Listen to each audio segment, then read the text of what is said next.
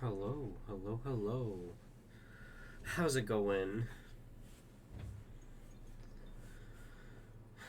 Welcome in, everyone. I thought we'd take a break from Life is Strange for at least a day and, explore what this game Sable has to offer. It's a puzzle and adventure, kind of like RPG roaming around, like adventure style type stuff. The trailer really caught my eye, and I was like, hey, how about let's get into this? So, no further ado, let's get into it.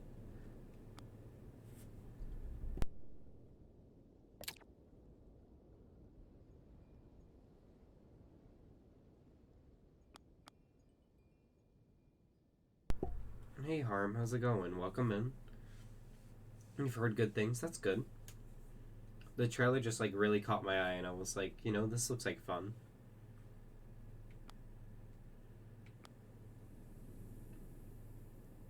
Hmm.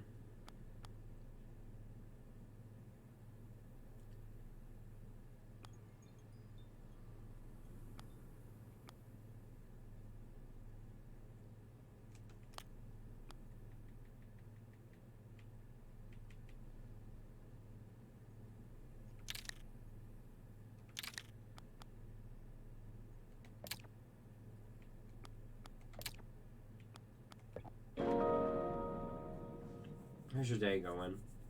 Or night? Or whatever time it is for you.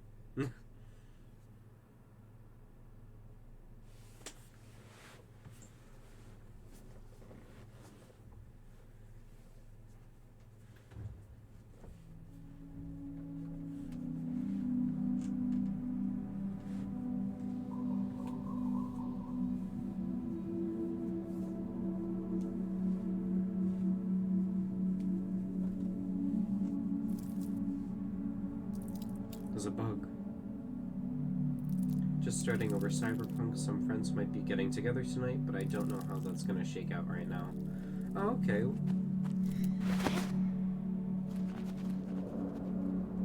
Whoa, Drew, thank you for resubbing. It means a lot to me. Thank you.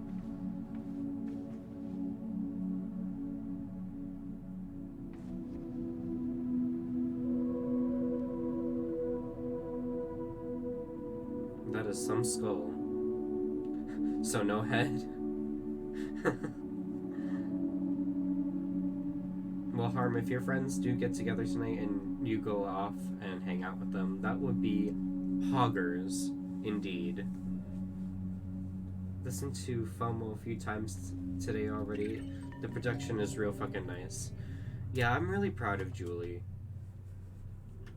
Her like whole journey, like I've been there before the beginning, before she started streaming, before all the content creation. Like I met her like when we were playing VR chat together, when she was still living at home, still in college and everything. Like I met Julie before the beginning, and just to see this whole journey play out, it's been great. Spent the morning listening to FOMO on loop, as you should. Y'all, if you don't know what I'm talking about, um, I mod for the streamer Julie Go Live. She goes by all types, all pronouns. So they, he, she, whichever you or they prefer in the moment. But they're a musician. Their first ever music video for their single FOMO just came out. They're doing a whole album. So, go check Julie out. And, hold on, let me just.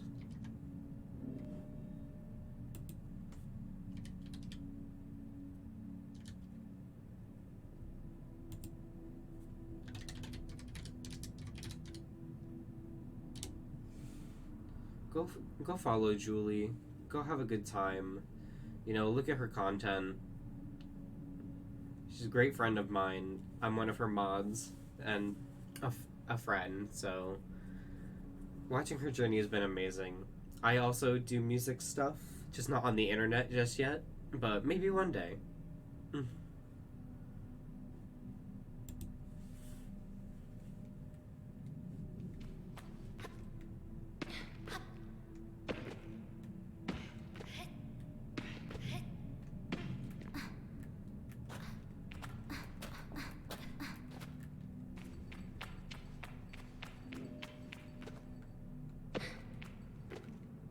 I'm also super proud of Job. Yeah, everyone is. Her entire community is.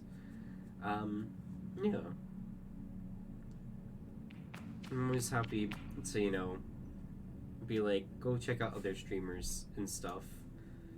Because, you can't watch me forever, even though I'd like you to. But, welcome in, Kat, Amnesiac, how's it going? Yeah, those watching on YouTube and those, like, in stream, there are, like, 2 to 3 different cats that currently follow me. So, there's Cat Amnesiac and Objectively a Cat. So, if I talk about a cat, it's one of them.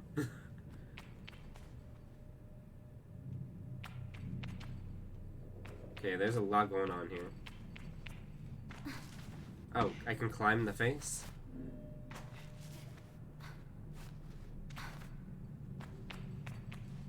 No. You're also a cappy, which can add layers of confusion. Exactly. There's so many cats.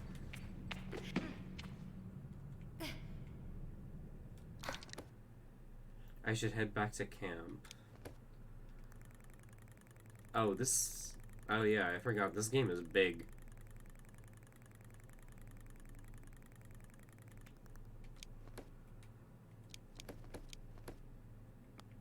I have nothing. Oh, I got clothing.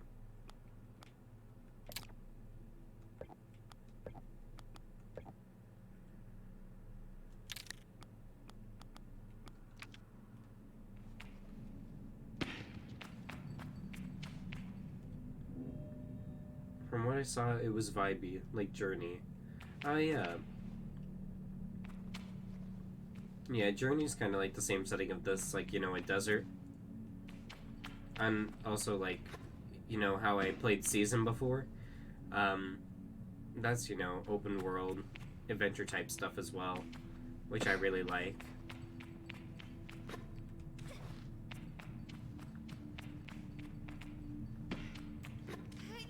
I guess this is just a face and nothing else.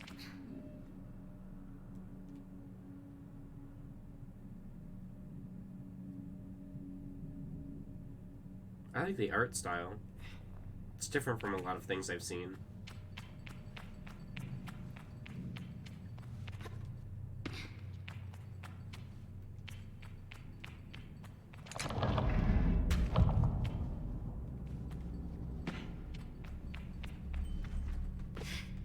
I've been jumping this whole time.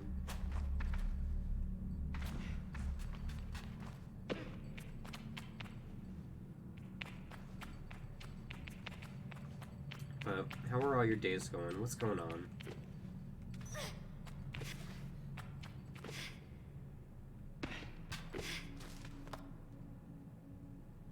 Yeah, I had to not hang out for the Life is Strange games because I don't want to be spoiled. I have this idea that I'm gonna play them all someday, even though that has not been the case. That's okay.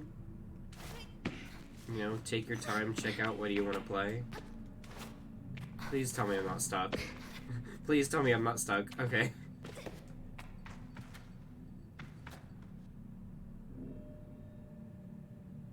They're really good games. I do highly recommend them.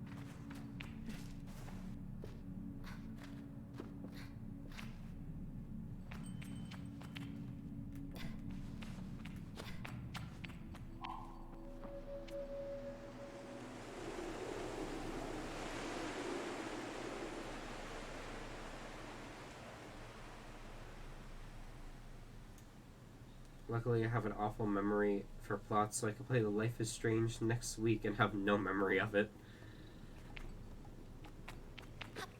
Oh, this is a perfect moment to plug my YouTube. Well, if you have no memories of it, check out the Moonsong Ulu YouTube. I upload all of my VODs directly after streaming. So if you missed a stream, you could go watch it on the Moonsong Ulu YouTube channel. Shameless promo.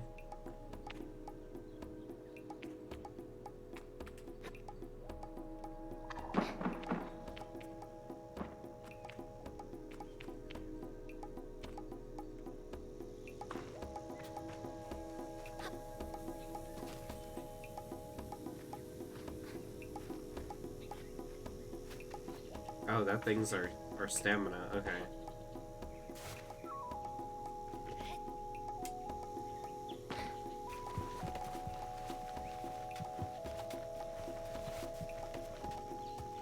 I can't run for long. In my free time today, I was talking to friends about a party they had that was kind of disastrous. Oh no, what happened? They hadn't hosted anything big before. Oh, oof.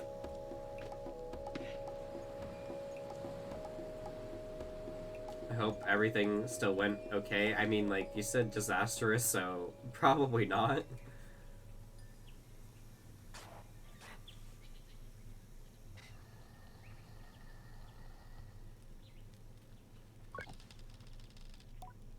I can feel JD smiling behind her mask, just as I know she can feel the teeth-baring little grimace behind mine.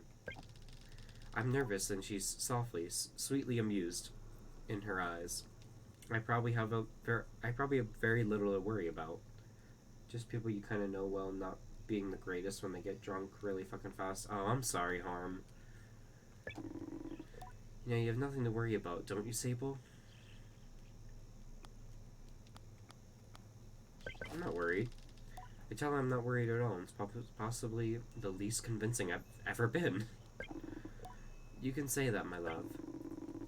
But I do know how you are. You're going to be nervous until you've started, and then you'll act like you've been doing it your whole life. Remember the first time you rode a bike? You wouldn't even let me put you on the seat. You were so afraid. Your hands were like little claws gripping onto me. This feels like this can be a superpower in some ways, though. I feel a memory in my fingers. But then I promised you it was going to be alright. I told you how much I had loved riding my bike as a young woman, and how wonderful the wind felt through my fabric. Through my fabric. Suddenly, there you were. You sat down, you leaned forward, and put those little grasping claws on the handles, and you were off. And I remember thinking, just watching you tear over the sand. Look at her, she can do whatever she wants. JD reaches out and places a hand on the edge of my mask. And you can, Sable. I take a breath. I think I'm ready. I thank JD for the encouragement and tell her with a nod that I think I'm ready. I know you are, so let's get you started. You'll need to talk to Hitel and Driss. Driss should already have made the arrangements for your bike. And Halal will share something. Well, let's say as useful as it is fun. I think I might suspect what JD's saying, but I stay quiet. After that, I suppose we'll see you off. What if I choose the wrong path? I asked JD what will become of me if I choose the wrong path. There are no wrong paths, Sable, only right ones. I'll be glad if you choose to stay with the Abexi, but truth be told, I'll be glad no matter what, so long as you're happy. Whatever you decide, you do so with my blessing, so don't try using me as an excuse to come home early, eh? She knows me. Now go speak with Halal. I'll be there to see you off. And speak to Driss as well. I've told him to arrange your bike with Sizzo. But you know how he is. I have something to give you, a compass to help you on your journey. It's the same one I used on my gliding. An artifact, you might say. I take the device in my palm. It fits naturally there, perfectly weighted and crafted. Each component slides together with incredible satisfying precision. Again, y'all know I can't read. Thank you.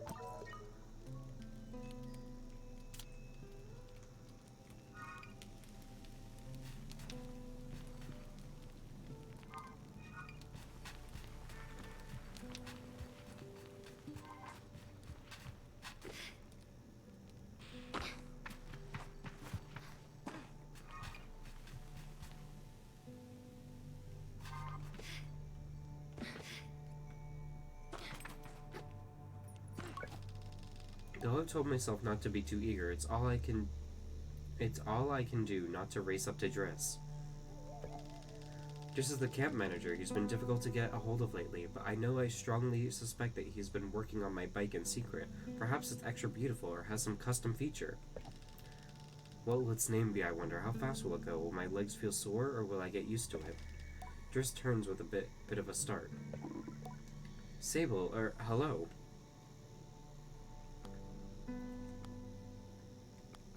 Hello, how are you today? I asked Driss how he is. I'm well. I let it hang there for a moment. But I can't do it. I'm too keen and the words spill out. I asked Driss if he might sort of possibly maybe have a bike for me. Your bike? He yells it like it's an idea he's just had. Your bike, yes, of course. Right, yes, your bike. That I prepared for you because today is your... gliding, yes. Driss nods along with me. Yes, of course, right. Yes. I do have that. My blood runs cold. Has he forgotten? By which I mean I arranged it for you in it's sort of a tutorial for you. Yes, game tutorials. Let's go. A tutorial? Yes, exactly, a learning experience. You see, Sable, before one can own their own bike, they must prove that they can ride a bike by taking a test ride on a different bike. I think about it and find I've never heard of that part of the gliding, but Driss does seem earnest, sort of. So instead of worrying about your bike, I'd like you to try this bike as a test. Driss gestures to a sand cutter at his side. It's quite old and a little shabby. A tester if I've ever seen one. What's the bike's name? Driss seems scandalized. That's a bit personal, don't you think? Just sand cutter will do for now. Youngsters these days, always asking questions. Remember, guys, don't ask questions. Never question anything you see on TV. Everything is fact. Now, ride the bike through the ring and back. And here's some advice for you, my young glider. Don't fall off. When you're not riding it, your hover bike will appear as a blue icon on your compass. Okay.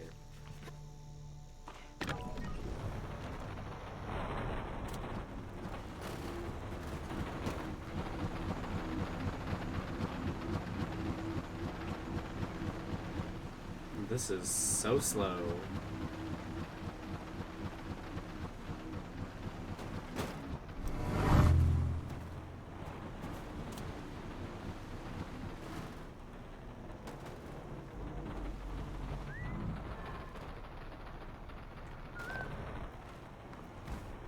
Wow, oh god, oh god.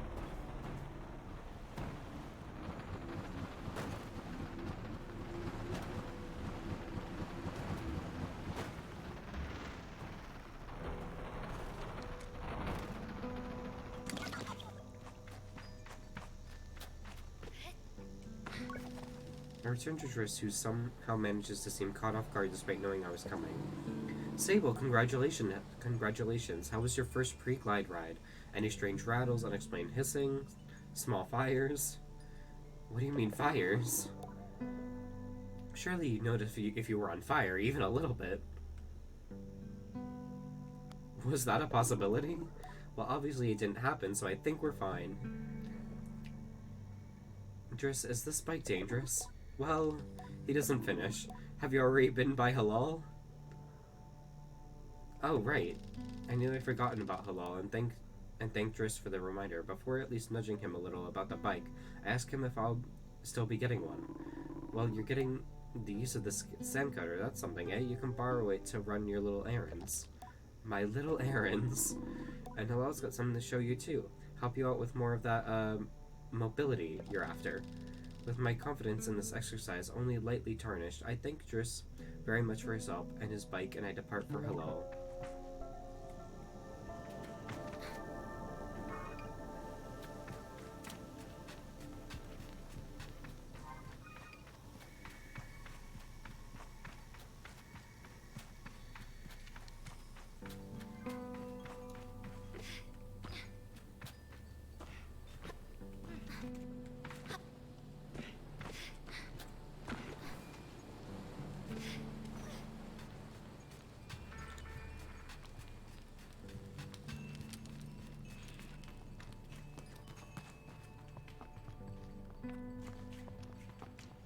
Hello.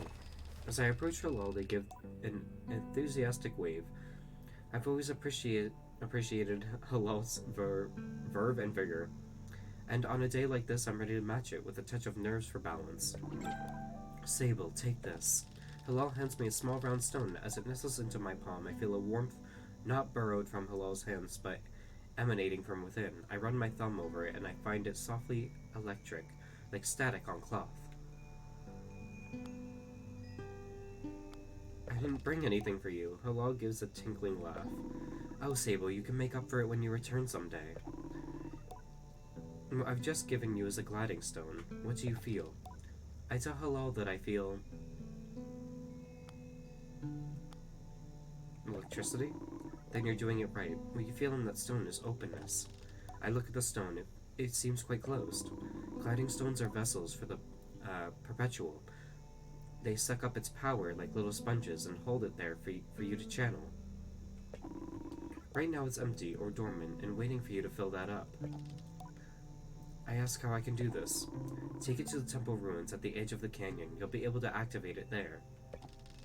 Halal claps their hands twice and bobs a little. I appreciate their good mood at a time like this.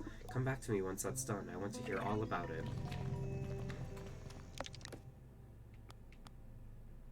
I rode a hoverbike for the first time and it didn't catch on fire. Driss gave me a sand cutter to drive. I spoke to JD at the camp. She said Halal and Driss had tasks for me to complete. I need to complete tasks for Halal and Driss. Activate the gliding stone at the altar. Okay. I gotta go that way.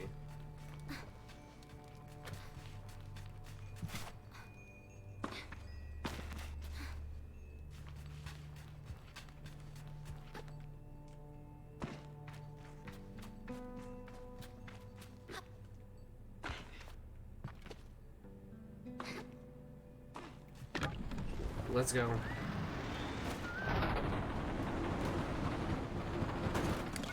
Oh.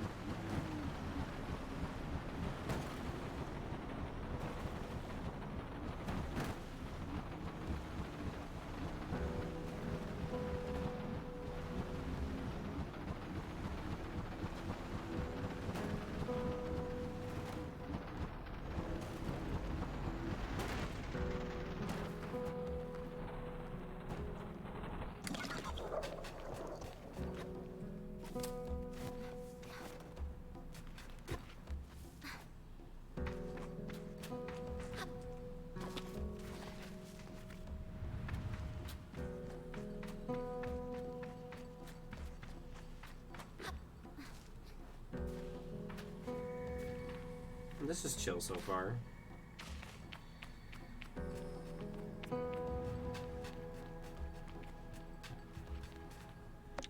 Hold on, I'm gonna get a drink. It's just gonna take me 5 seconds.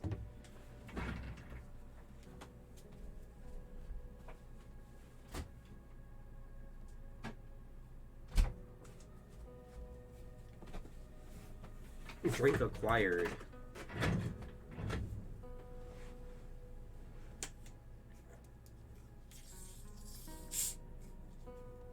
Today I'm drinking Mountain Dew Voltage, the Berry Mountain Dew.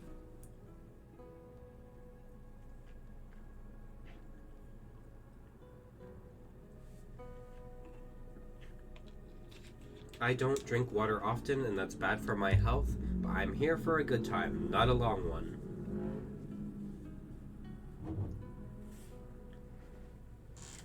Don't you just love hearing motorcycles outside of my house? I love it too. It breaks all immersion. All immersion.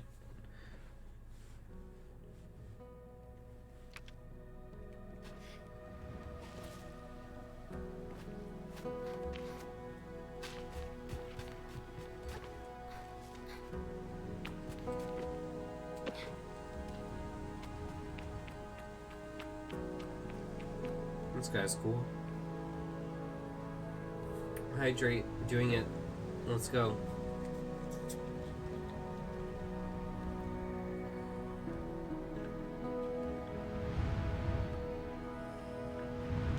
That was a good sip. Thank you.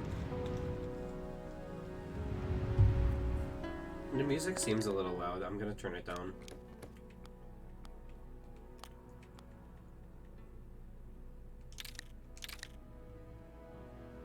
That's a bit better. If the music's too loud, just let me know. Or if anything's too loud. Hydrate so you don't dehydrate. Exactly. Oh my god.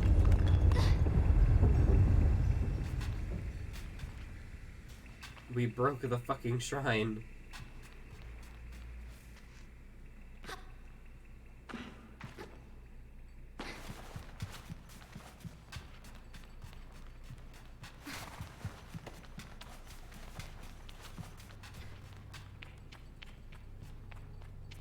Oh my god, no, they're gonna call us Laura Croft.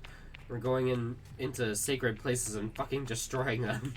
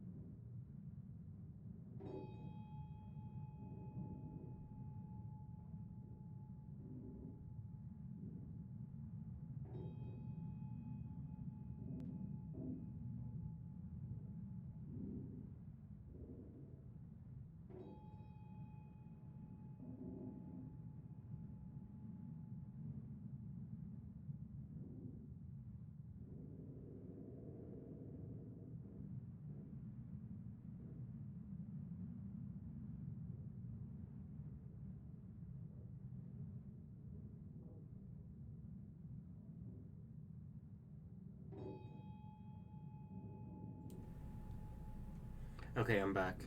Sorry about that. There was a small spider, and now I don't know where it went. So, fuck my life, I guess.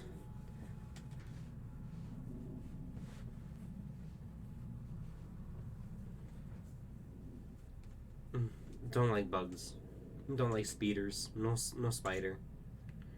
And, which is ironic, because my favorite superhero is Spider-Man. Even though I fucking hate spiders.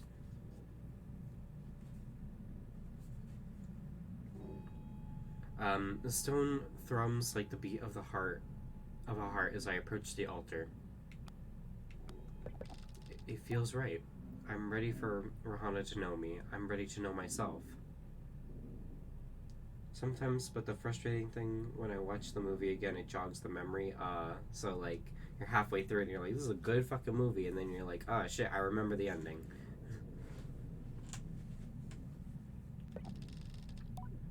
I feel her curiosity in this sacred place. I know I am in her sight.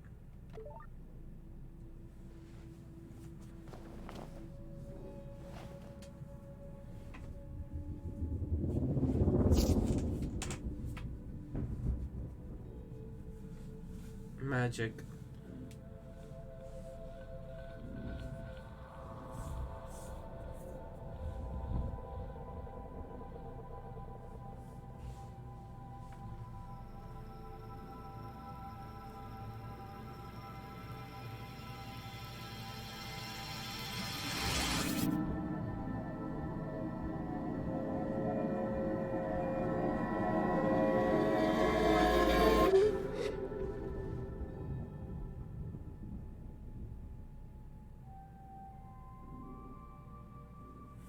have sacred god powers now.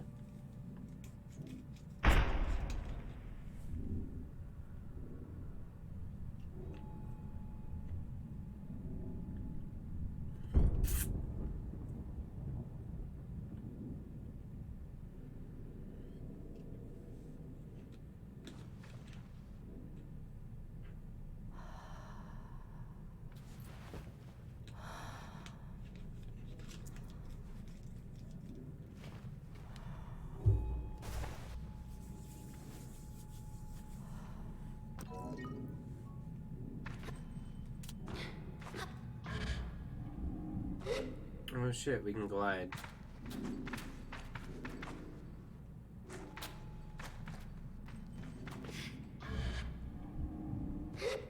Nice.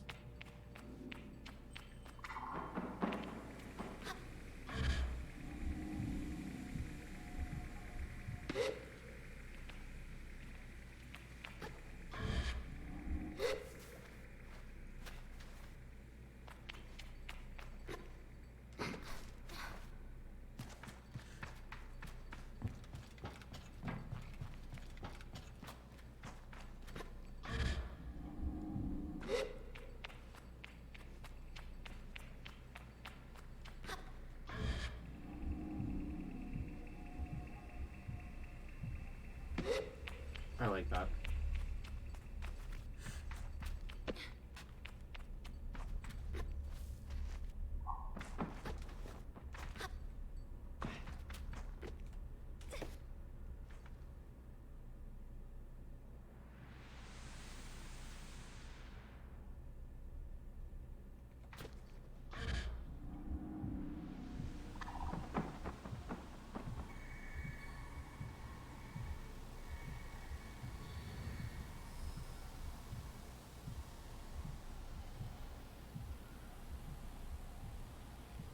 Oh, we can glide for a long time.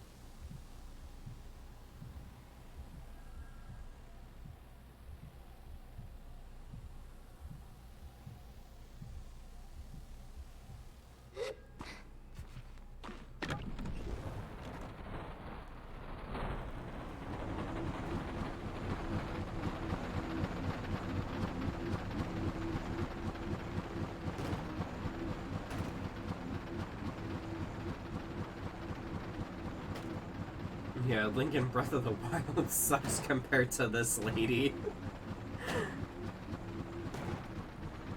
Yeah, they said in the description that this was basically they took heavy inspiration from Breath of the Wild, or from the chillest parts of Breath of the Wild they made this game.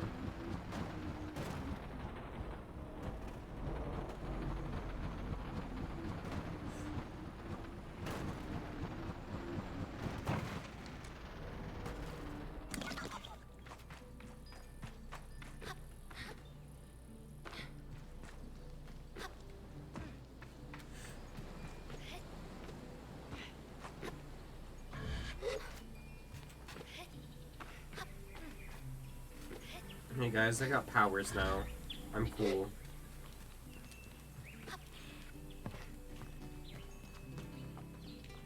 What the hell is that?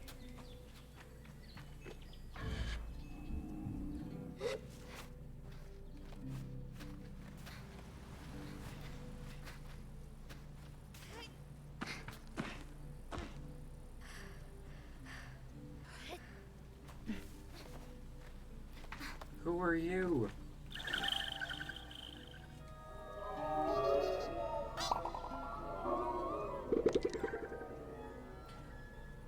Okay, when I first saw that, I did not think that said chum egg. I am a bad person. I thought that said cum egg. Sable's music by Tokyo Breakfast Club is awesome. Hey Kat, how's it going? How's work going? He's just a horny person. Yeah, I literally just thought that said cum egg.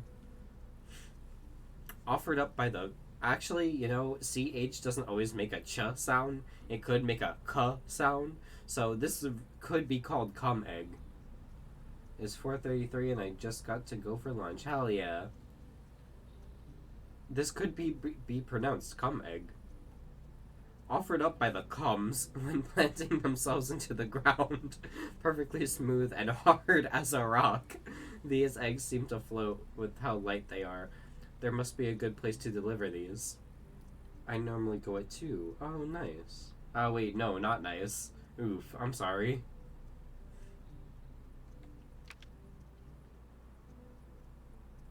Memory is one of the hardest things to explain to other people since it's such a personal experience. Yeah. So I took this guy's cum egg. Hey, dude. I gotta tap out. I need my beauty sleep. Good night, cat. When I return to Halal, it's clear they know what I've just experienced. They're excited on my behalf in a way that makes me miss them before I even left. I am in a union. Isn't it incredible? How does it feel? Safe, like a warm hug. Local 52. I tell Halal that I feel almost embraced by the perpetual warm and safe in my own little bubble. They swoon. Oh, that's such a nice way of describing it. Halal's mood doesn't darken, but the sigh they let out holds a bit of sorrow. You're very lucky, you know. I miss it so much, that feeling just floating on the breeze. But I guess it's best that it fades with age, or else I might have never come back from my gliding. I'd just be out there heaving myself into chasms. Oh, okay. So the power goes away with age.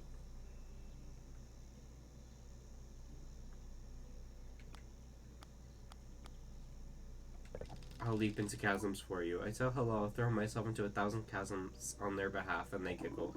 That's what I like to hear. I know people manage to keep it up, but I don't know that I've got the time to practice as much as they do. It takes a really serious focus. Halal laughs, even if there's a bit of regret in it. And I certainly haven't got that. Still, I suppose that gliding wouldn't mean much if it were all gains and no loss, I think about that, but decide that there is already too much loss in my mind to consider it much further. I'm saying goodbye to my clan, my family, my home, my childhood. To lose the perpetual, it's a sacrifice for another time. You're going to love it out there, Sable, even when you don't. My advice, try to have fun. There's a lot to be said about ritual and independence, and all of that out there, but the world's an easier place if you just put joy first. I thank Halal for their advice and for their help, and tell them I'll miss them. It'll be over before you know it. A warning and reassurance all in one. I say goodbye to Halal. Before I go, Halal gestures toward the tower. It seems Sizzo wishes to see me before I leave the clan.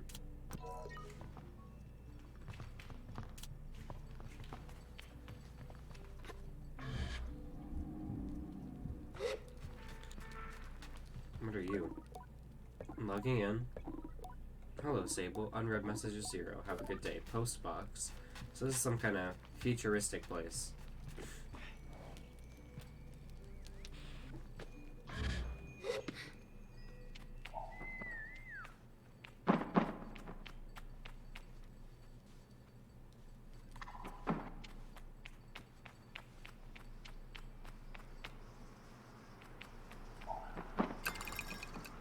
Ooh, I found stuff. Cool.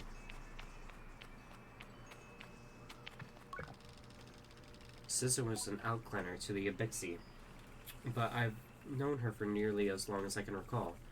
I think of her more as a kind of distant relation than any sort of outsider. Machinists, I'm told, are given their post, and by their training and their code, must go to where they are needed. But Sizzo has been among us so long, and it's easy to forget it's an assignment first and foremost. As far as any of us are concerned, she is one of us. I think there's a perception among the other clans that the Abixi are quite insular, or that our destination of Abixi versus outclanners suggests some nervous othering of those who are unlike us. Sleep well, cat. Chess tonight? Okay, Moon. Okay, what? But in practice, such things are more the result of our nomadic nature. We seek to know who will travel with us and who we must leave behind, but all are welcome to join. And I'm always pleased that Sable did. Sable, how do you do, clan child? I can only think of one thing.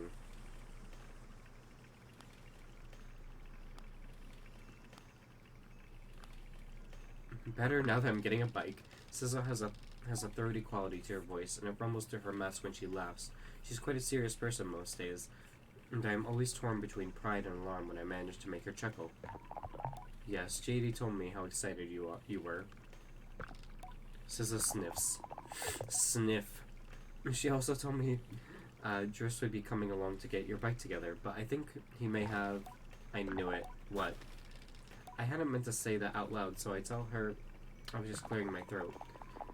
I don't begrudge Driss his forgetfulness.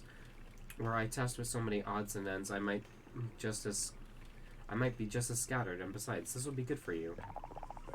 I want to scavenge the hoverbike parts. I want you to scavenge the hoverbike parts yourself. That sounds like an adventure. I tell Sable I like the sound of that. A little adventure before my big one. It's more meaningful than you know. To bond with one's bike before it has taken form is more privilege than labor. Here, take this. Sable hands me something. The navigator. This is a navigator. You can use it to mark waypoints on your compass. It should be useful in finding the old parts. I ask Sable where I might start looking. Our bikes are reborn in the ruined ships, in fragments spread apart.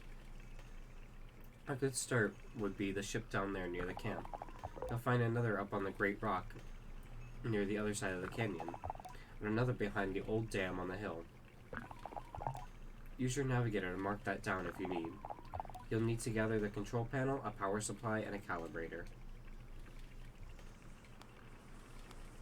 I'll be back before you know it. I tell Sable I'll see her soon, and head off in search of components. Together we will create something new out of the old.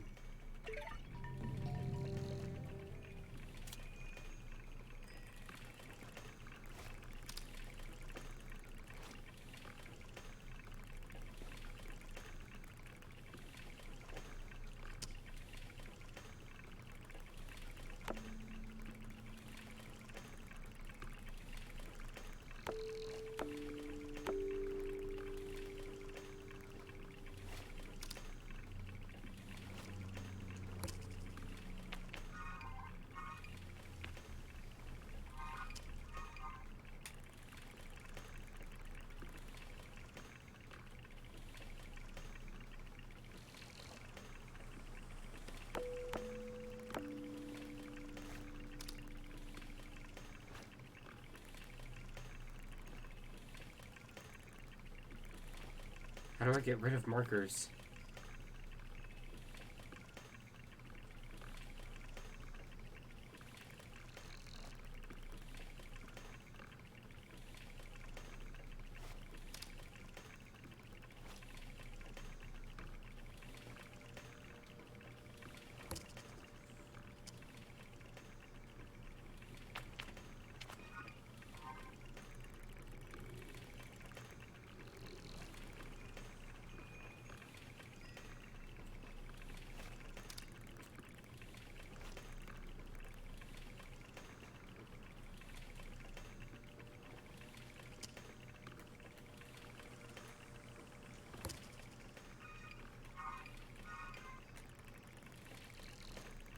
I want to get rid of the markers. It's telling me I can remove the marker, but it won't let me.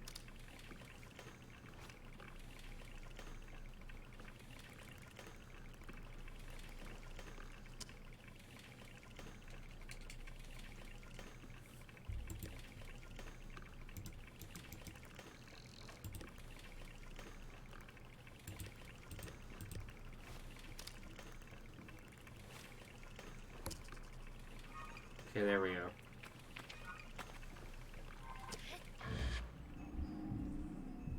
I had to use my mouse. I'm using a controller, because I'm a gamer.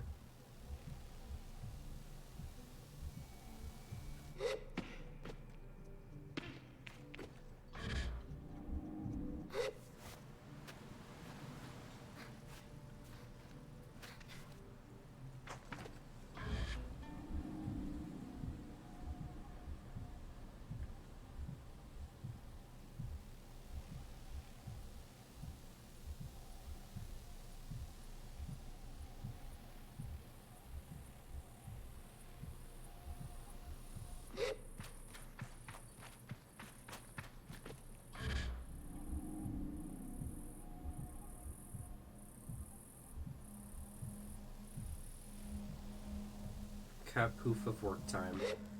Have a good rest of your shift. Bye, cat.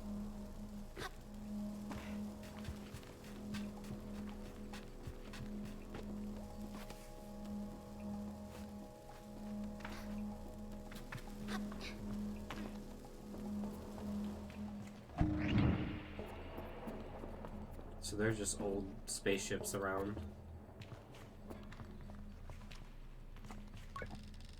There's nothing of use to be found in the ship, but I notice a blinking light flashing on the dashboard of the cockpit. Push the button. A voice crackles from the machinery in front of me. It sounds like a recording. It's barely audible. Stop messing about with those buttons, you absolute idiot. Sorry, Raymond. Concentrate. I don't think I have to remind you how much work it was to get this far. We're almost there. Alright, let's see if what the old machinist told us holds up. If not, there'll be hell to pay. I hear the sound of mechanical adjustments being made. 3 clicks. Buttons being pressed, perhaps? Okay, when I push this orange thing, pull that lever. Hard. Yes, Raymond. The sounds of clicking and loud grunt before a snapping sound. Oh. Rahona's mask. Not that hard. You've torn it out. Suddenly, the speakers are filled with static and a low rumble that gradually increases in pitch. And then the sounds of someone cheering. It worked. We're flying. More cheering. Is that the sound of someone dancing? Okay, let's focus. This thing is moving fast. We need to slow it down a bit. How do we do that, Raymond? Let me check the machinist's notes. A long pause. The rumbling static sound that started playing when the ship took off is still increasing in pitch. Raymond? That lever, Toma, the one you just ripped out. We're going too fast. We're going to crash. We need to try to. The recording cuts off there.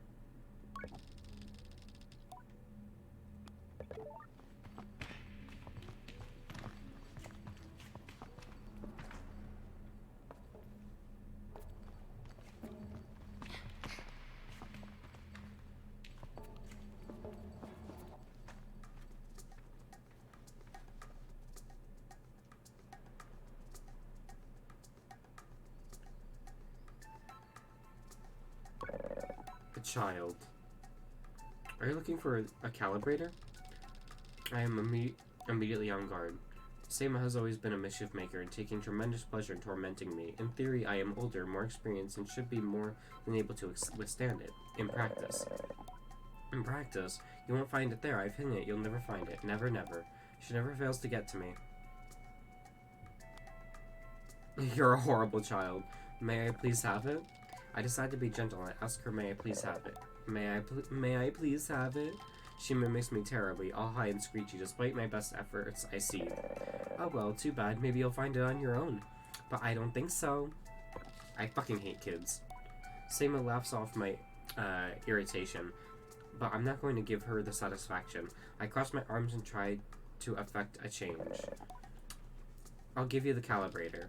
I put up my hand, proud of myself for standing tall before Sama. If you give me some beetles. That's a fair trade. Isn't it something you want for something I want?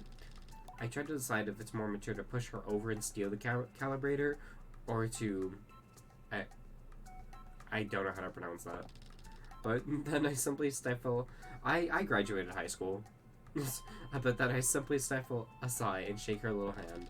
Perhaps some of the adults in the camp know where I can find some.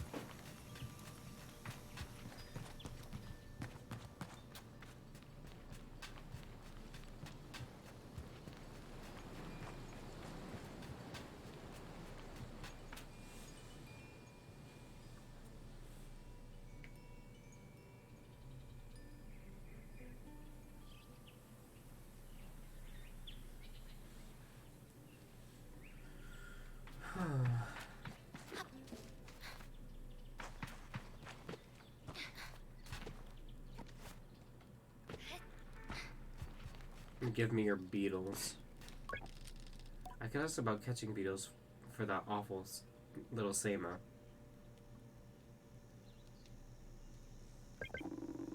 There's a nest of beetles just east of here. You can just walk up to one and catch it, though.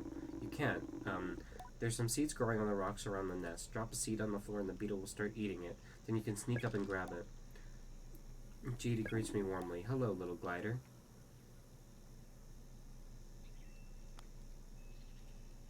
What was your gliding like? I asked JD about her gliding. Tell you what, I'll tell you when you get back. I cross my arms in protest. Pat all you want, I don't want to spoil any surprises. She lowers her voice to a whisper, but I did meet some crystal farmers once. Crystal farmers? And that's all I'll say about that. You should get going.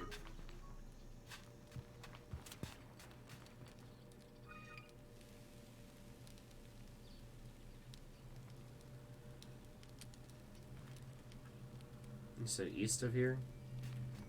This way is east.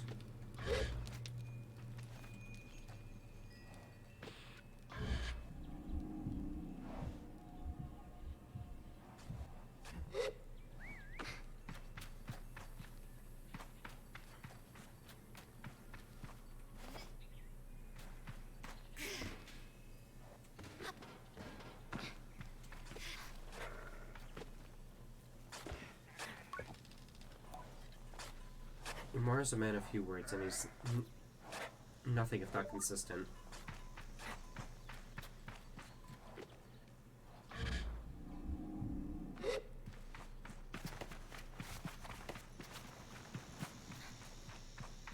So there's spaceships and also pirate ships here, and there's a dam. So this probably all used to be underwater. Well, not pirate ships, but, you know, ships. Regular ships.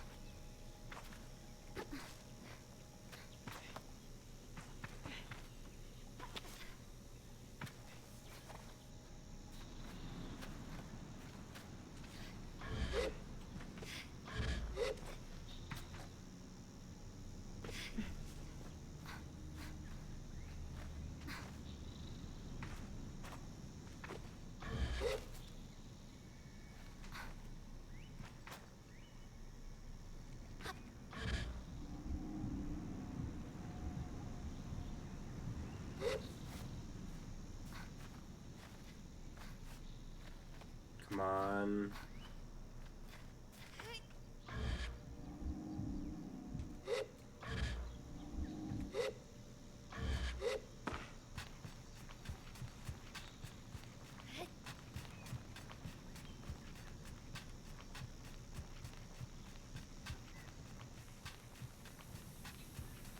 Oh, there's another egg.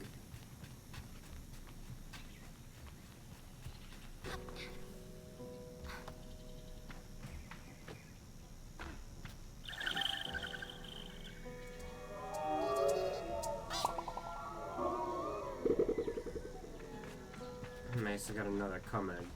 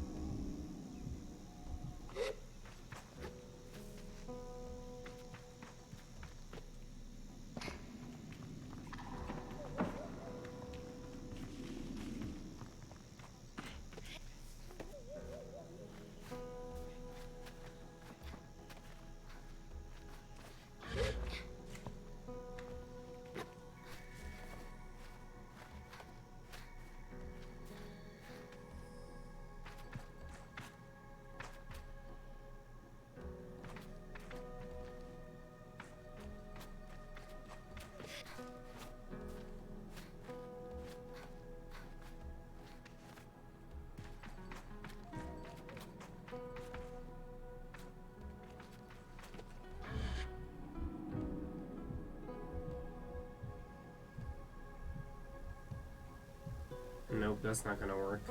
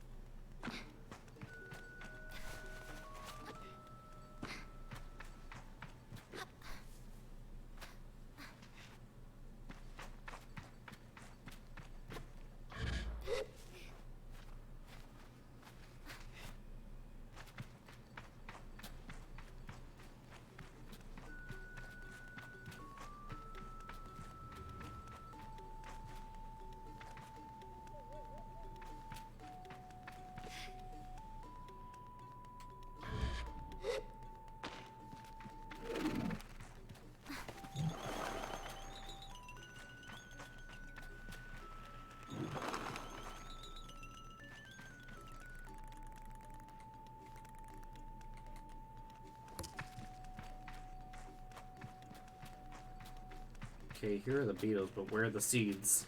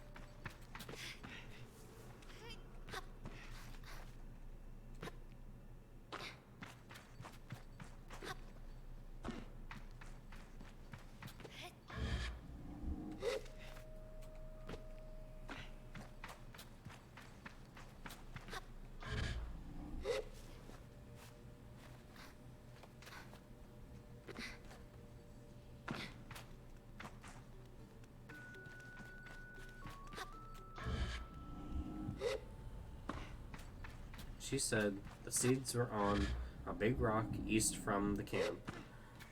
I believe this is the big rock.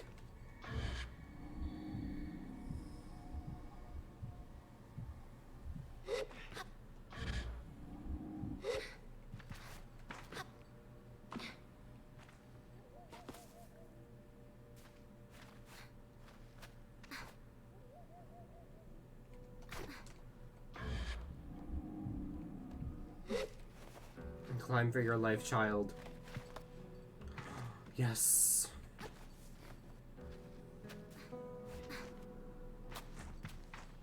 Are you seeds?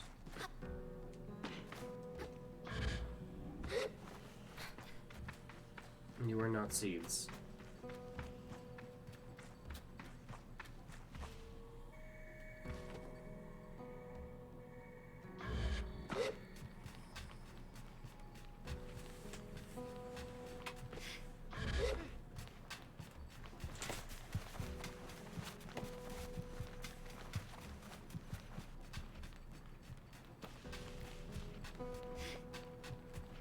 Is this the big rock?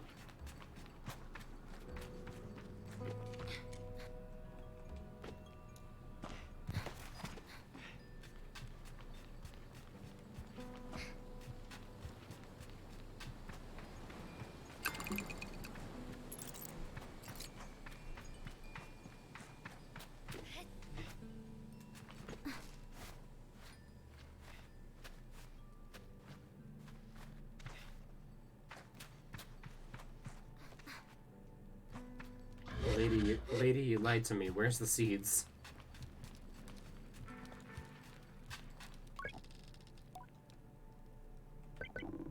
There's a nest of beetles just east of here. You can just walk up to one and catch it.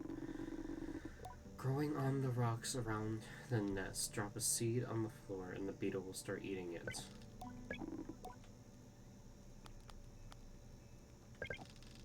It's Big Glider to you. I told JD I'm actually Big Glider. She laughs. You're right, you are. Sable noted adult and Big Glider. I'll keep that in mind.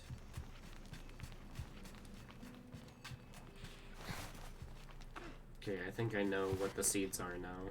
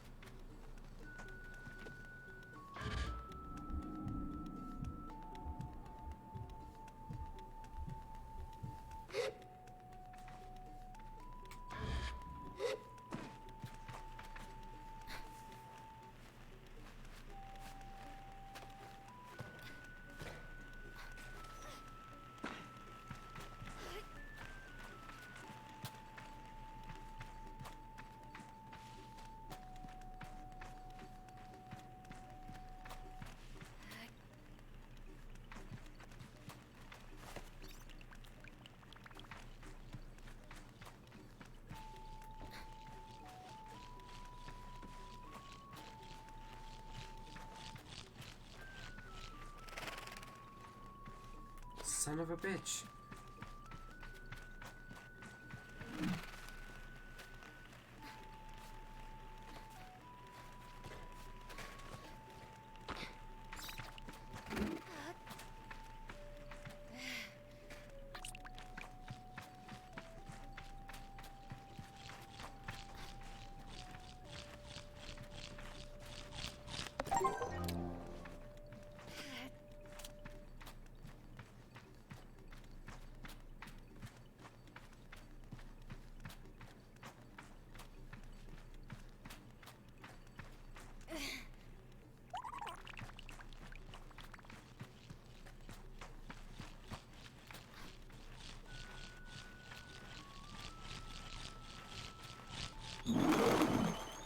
You fucker.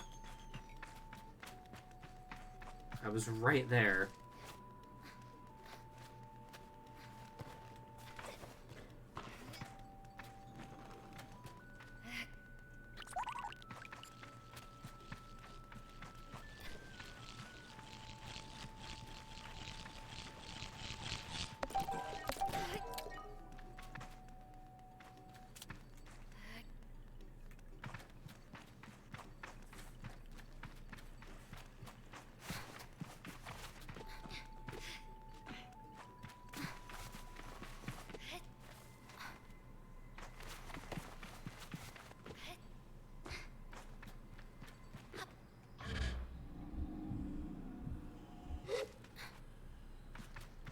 Now where's this child?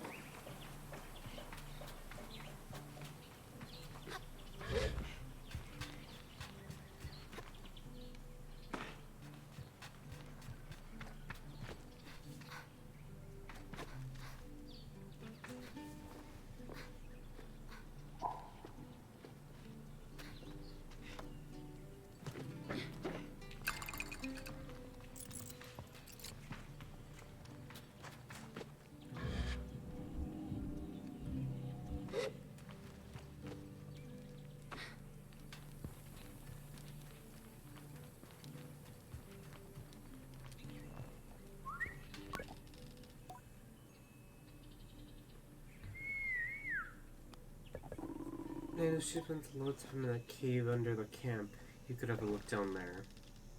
As she looks out across the landscape, Ziki's shoulders sag a little. I wonder what she's thinking about. Something on your mind? Ziki's voice is weakly incredulous. I don't know how she's done it.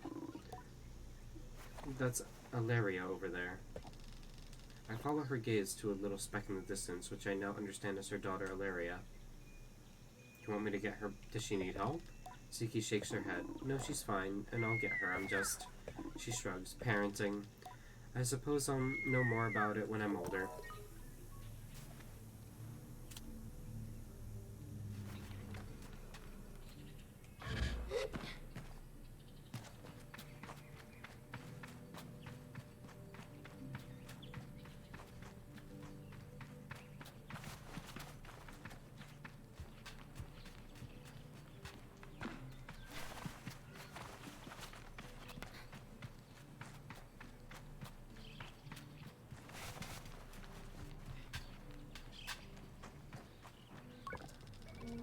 I feel embarrassedly vindicated as I hand same of the beetles.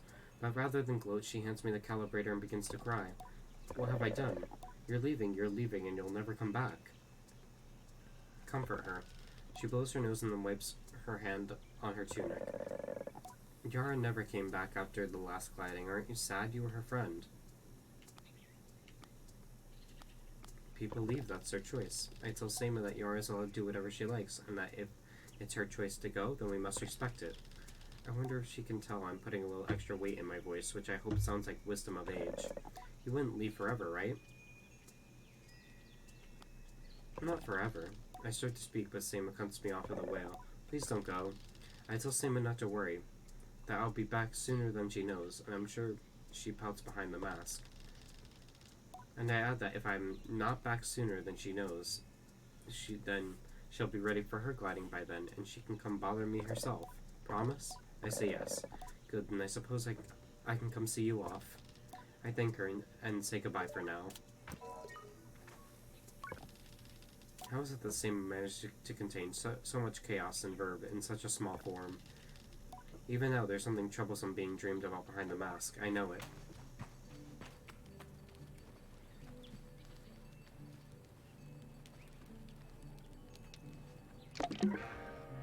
Red dye. A dye bottle for all colors for the colors of the red bike. I want a blue bike.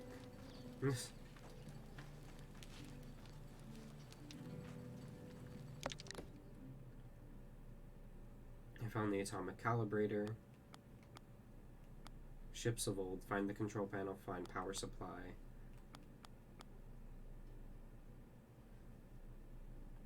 I did gather beetles. Sizzo has a task for me.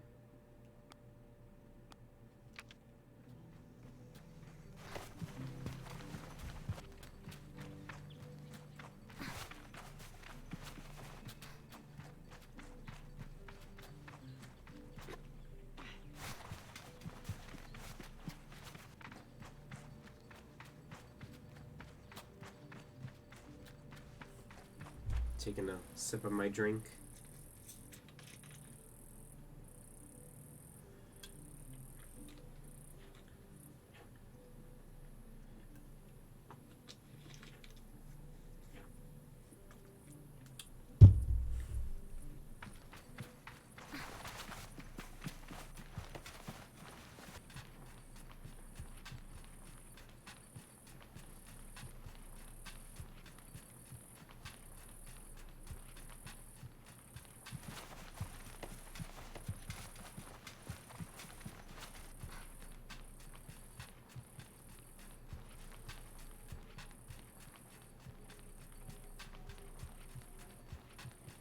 Yeah, I remember her saying that there was one in the one place, the calibrator, something over here and something on the other side.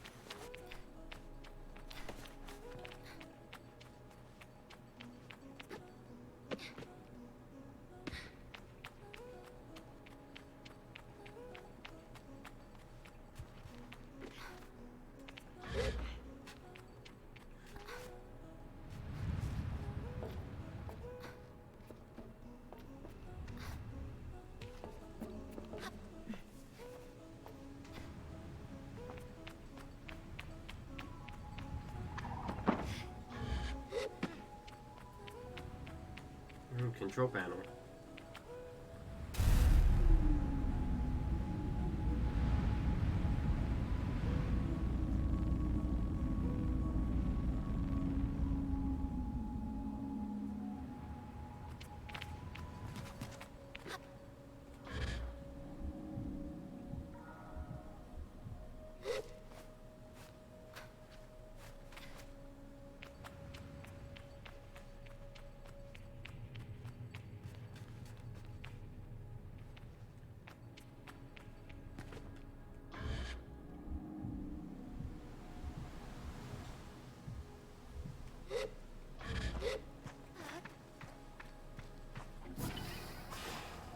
Nice.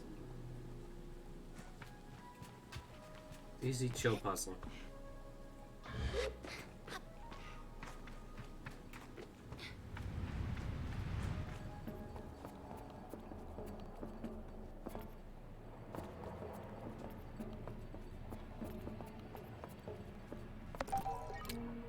Automatic control panel.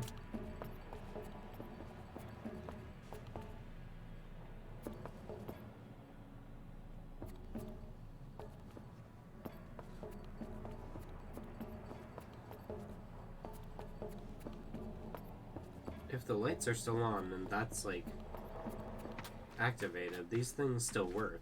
They're just like broken down.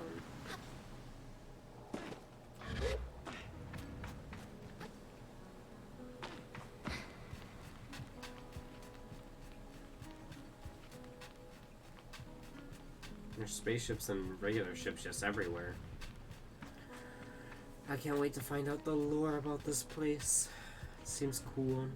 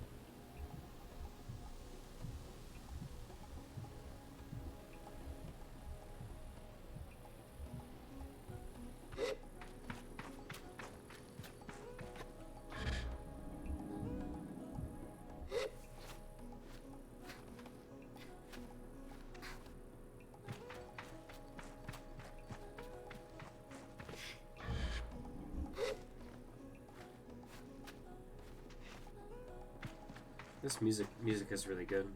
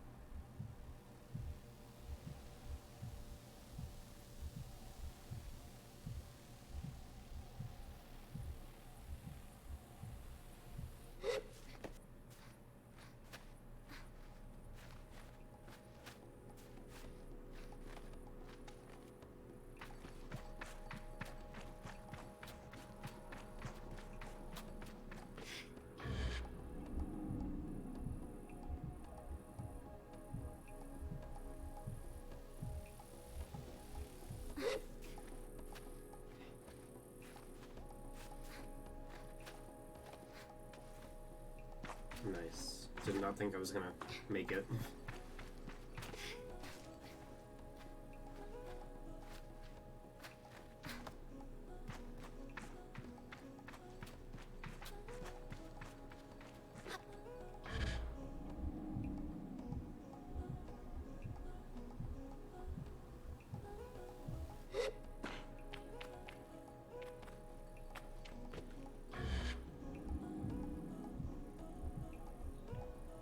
Well,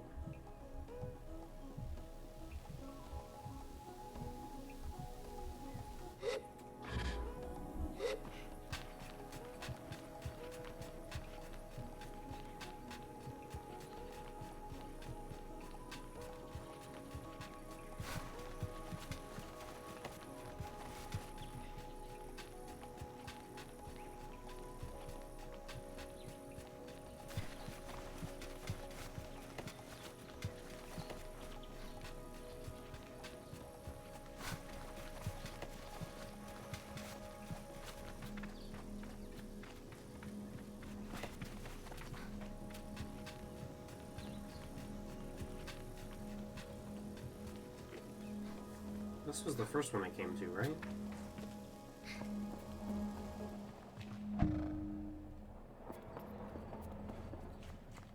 Yeah.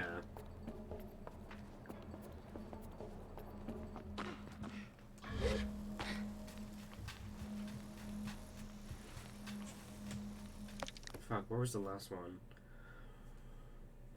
Find a power supply.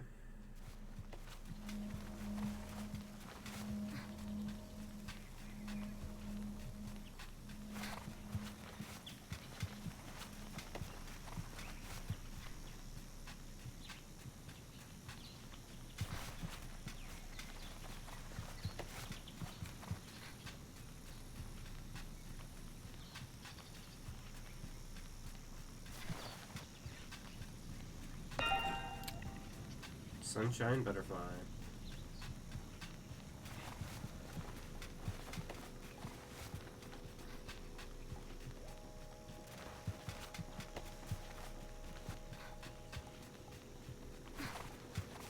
There's a lot of running around just to build a fucking bike.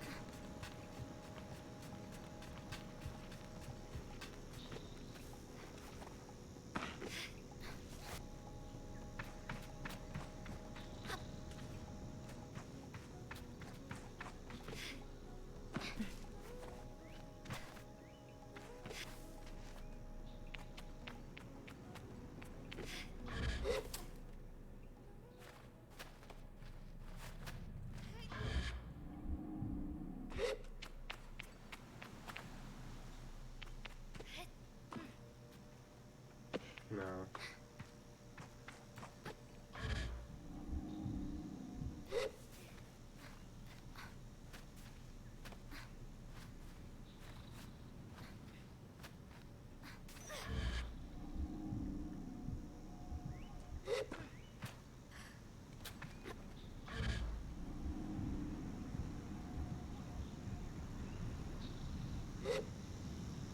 Are you joking?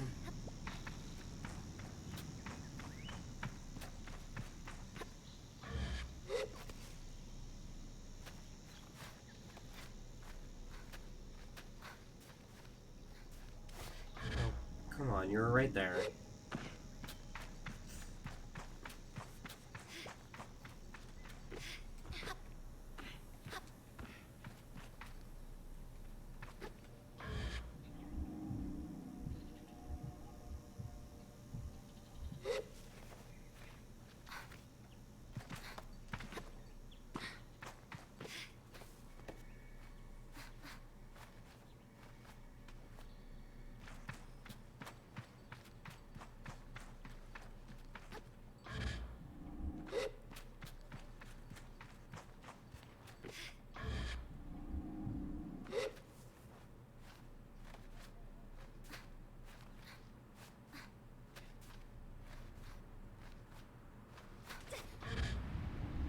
Again, you were right there.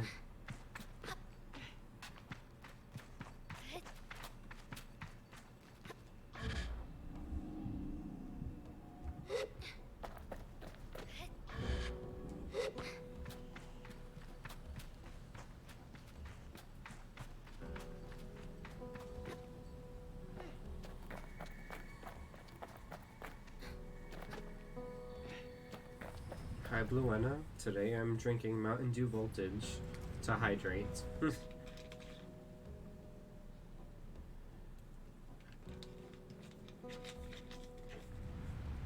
Yummy. We're playing Sable.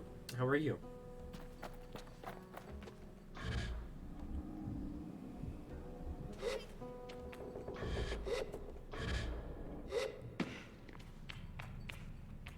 Oh, I'm back at the face.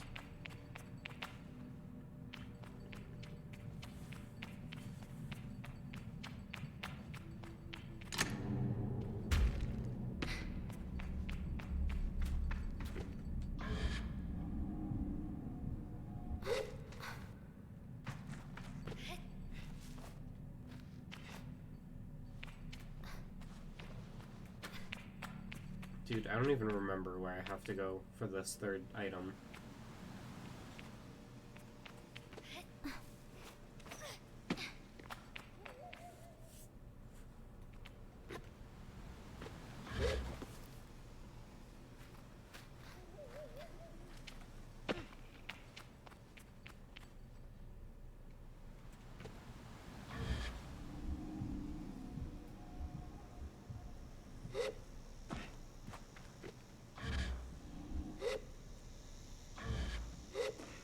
I gotta go all the way back for her to tell me where it is.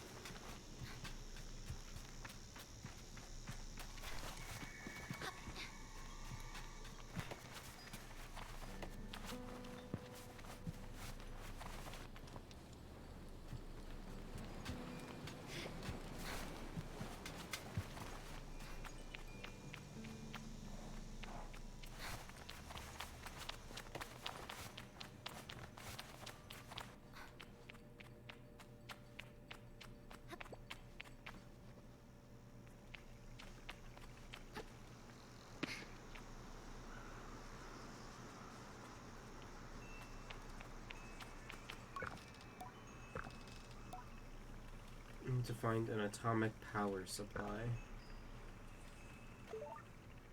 Oh, so it was over there, and nowhere over there. Okay. Cool.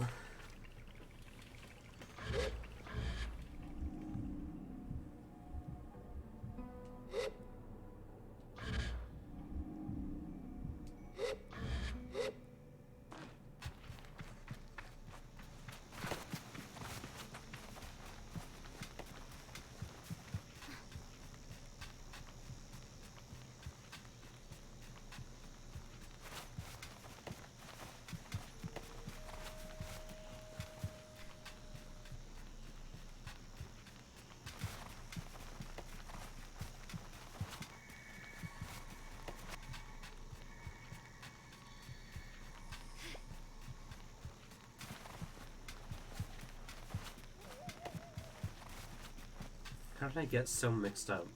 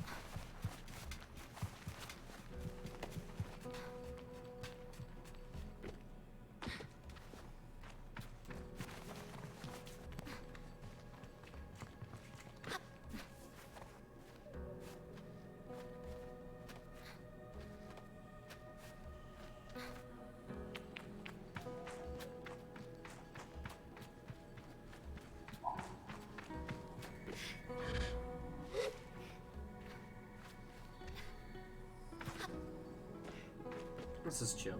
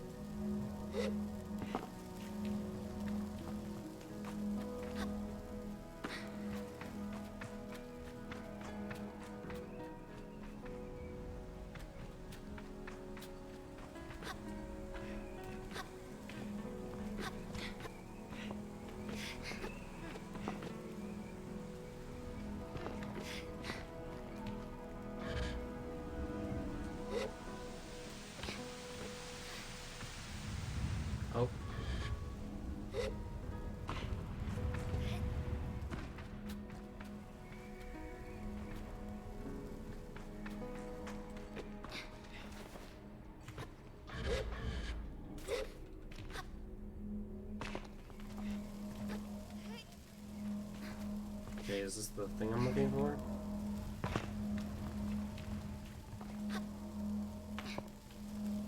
I guess not.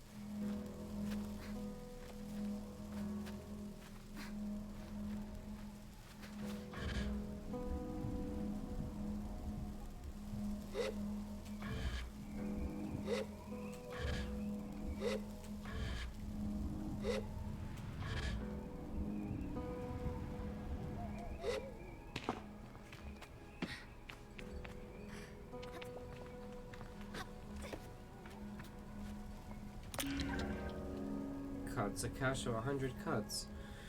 Made from metal harvested from crashed ships. They have holes punched through the middle where the rope can be slid through for easy, convenient transportation.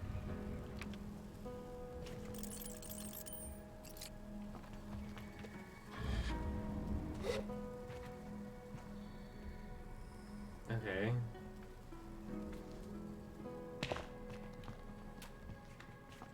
Still not the thing I'm looking for.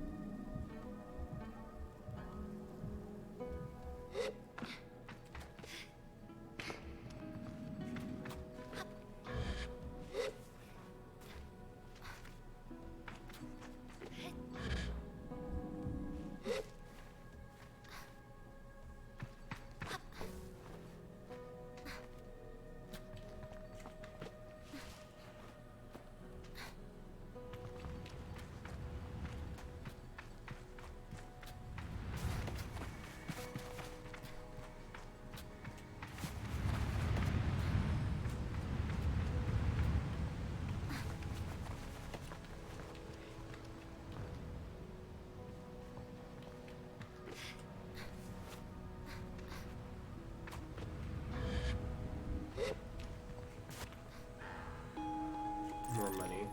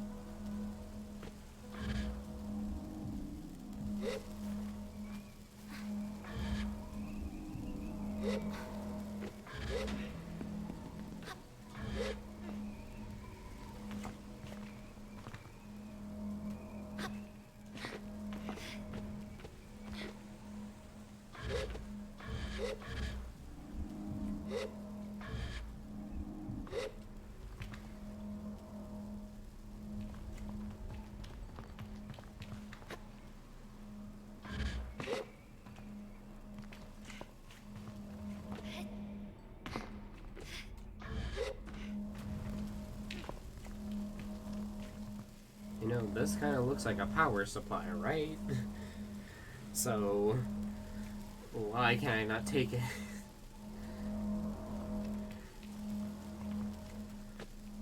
Oh no, it was in here.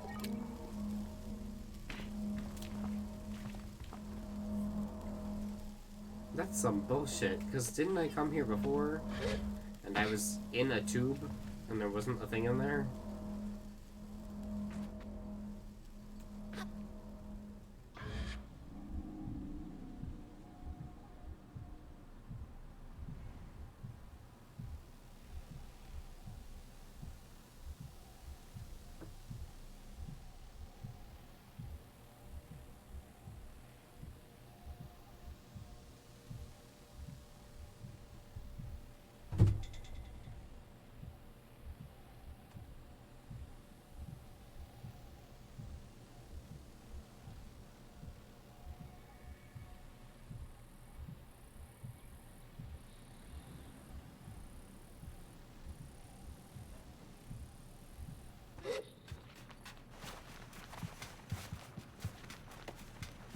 We got all the parts though, so that's good.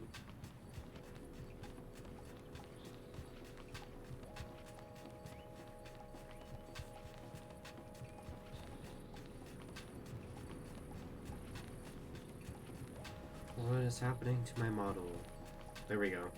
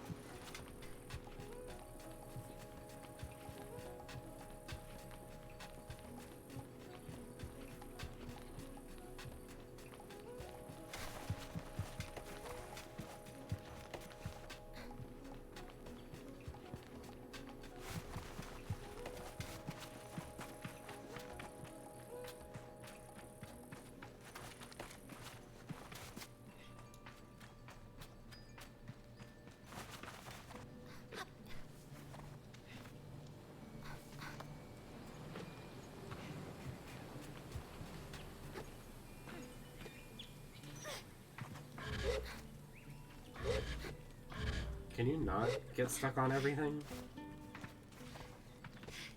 Thank you.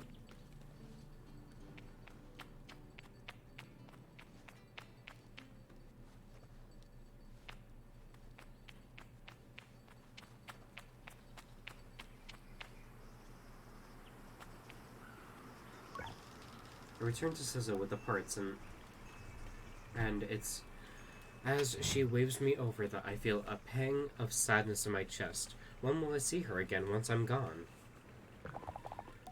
Well done, Sable. Yes, this is everything we need. Are you ready to assemble a bike of your own? I'm ready.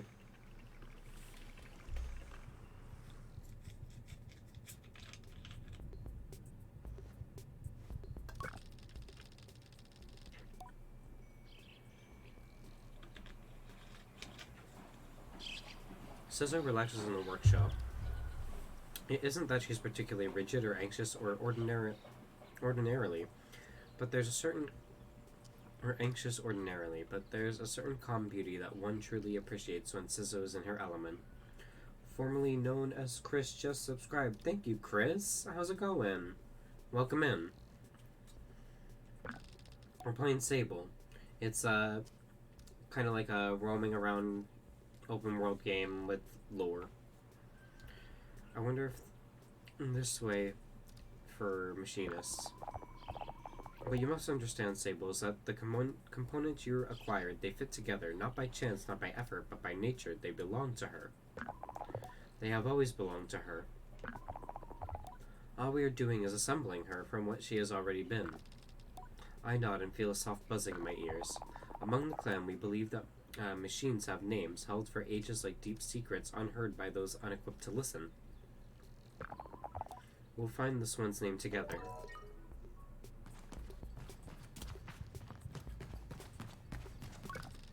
Scissor relaxes in the workshop.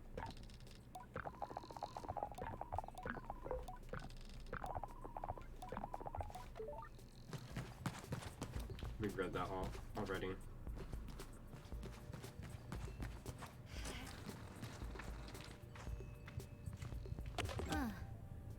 Gliding bike booster.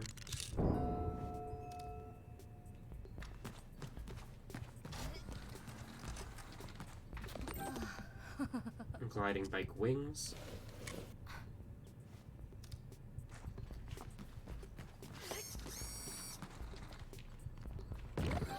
Gliding bike front.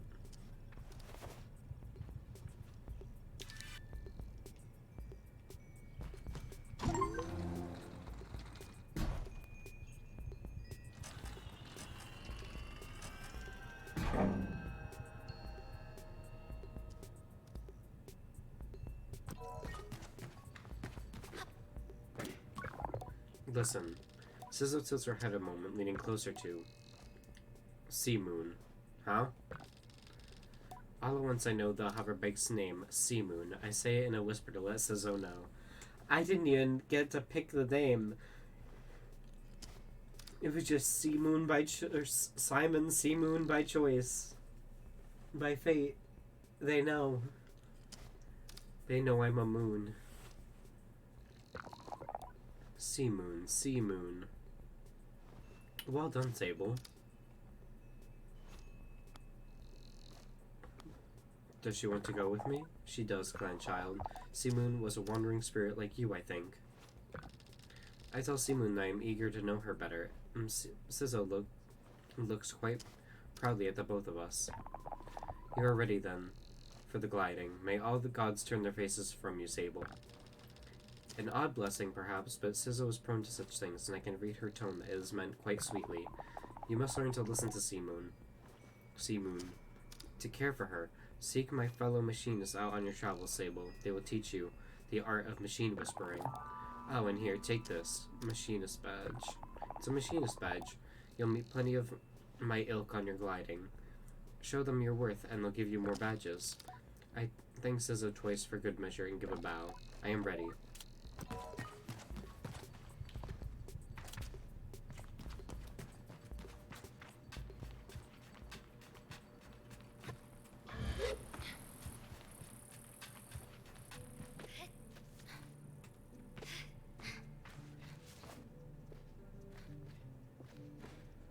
Again, thank y'all for watching and subscribing and just, you know, enjoying your time here. I hope I can, you know, be entertaining for y'all. I hope this is nice for all of you. It's nice for me. I like playing and talking to you all. Sable, the cartographer landed his balloon while you were away. You should go speak to him if you can get a map. I nod and begin to go, but JD gestures me back to him and puts something in my hand. Here's some money to get you going on your journey. Use it most wisely, and then a little unwisely when the mood strikes. It's good to know the value of money, but you never want to be ruled by it. I think JD effusively and head out on my way. Where's the balloon?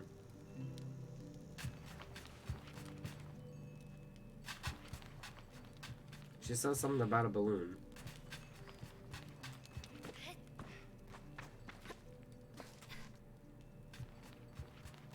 Oh.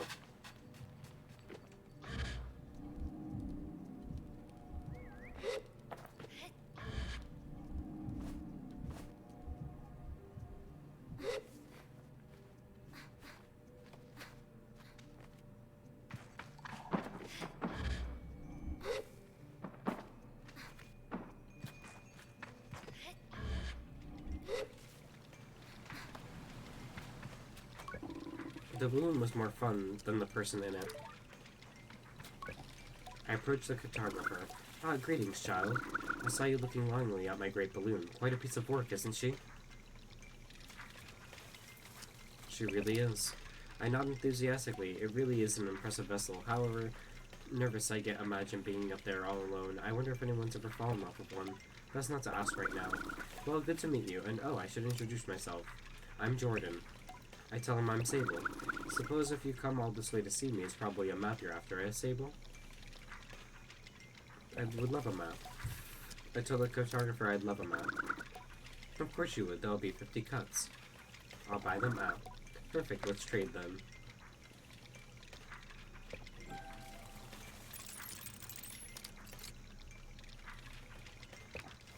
I thank Jordan for the Euro map and all of its vast possibilities. Something about this makes it feel more real.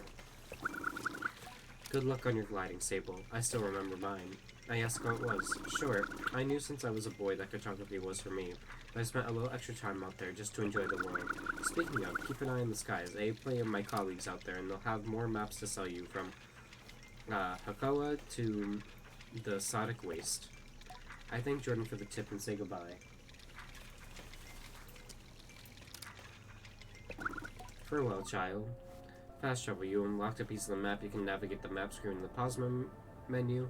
Once you have visited the place, you can fast travel to that location using the map screen. Your hover brake will also travel with you. Nice.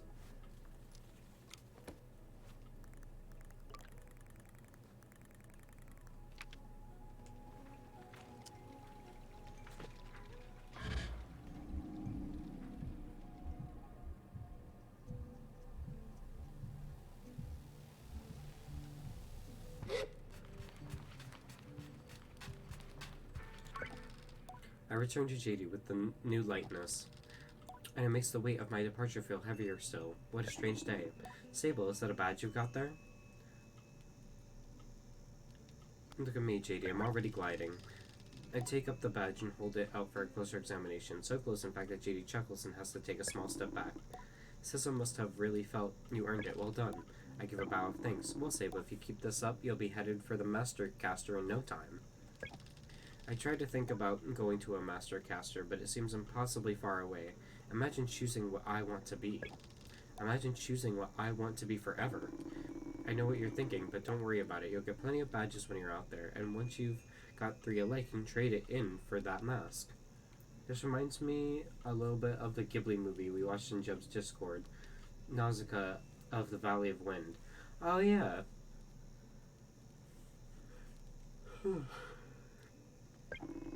But don't feel like your first mask is your final choice. The gliding is about freedom and exploration. I suggest you claim as many masks as you wish. Only your final ceremony will you be asked to choose one. How will I choose one? You'll have to feel it out, but when you know, you'll know. Now. The tone of her now puts the butterflies back in my stomach. With all this done, there's only one thing left. It's time then, isn't it? Time to walk through the face door at the Temple of Rahana. There you will assemble your gliding mask. And go. There are things I wish to convey to JD here. Depths of love and gratitude and fear and worry and hope. And though I find myself unable to speak any of it in words, I know she understands. Before you leave, child.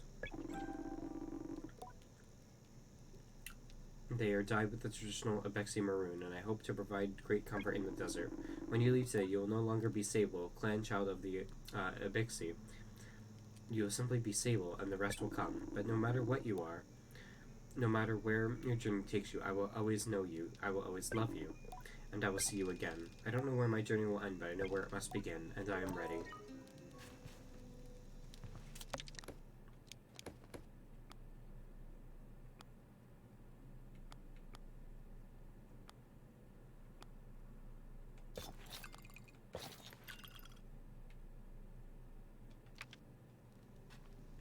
Nice.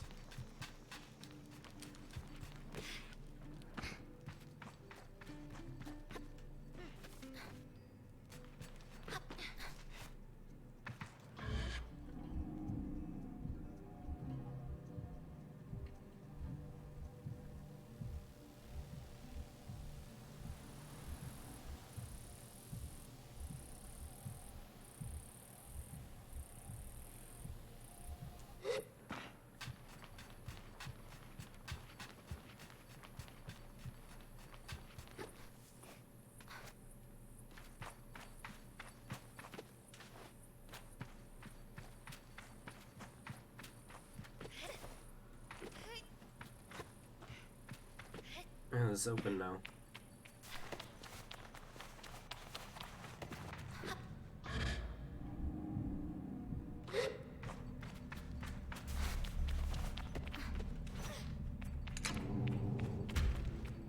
So this is a door.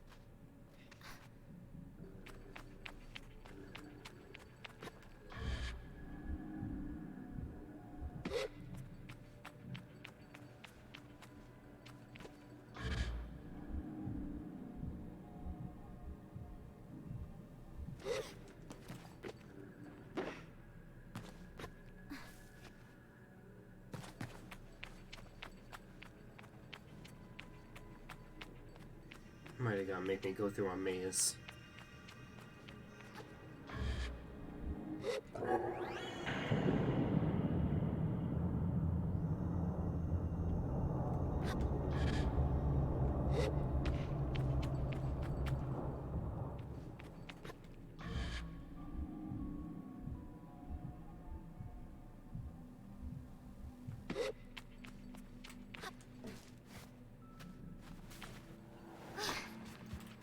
Okay, no.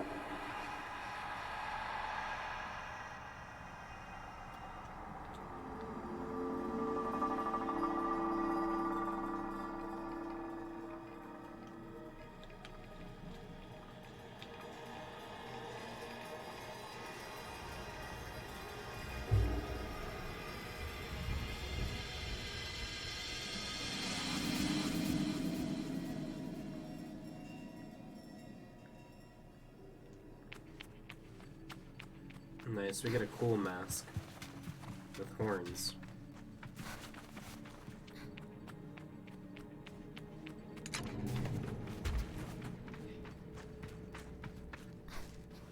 No, stop climbing.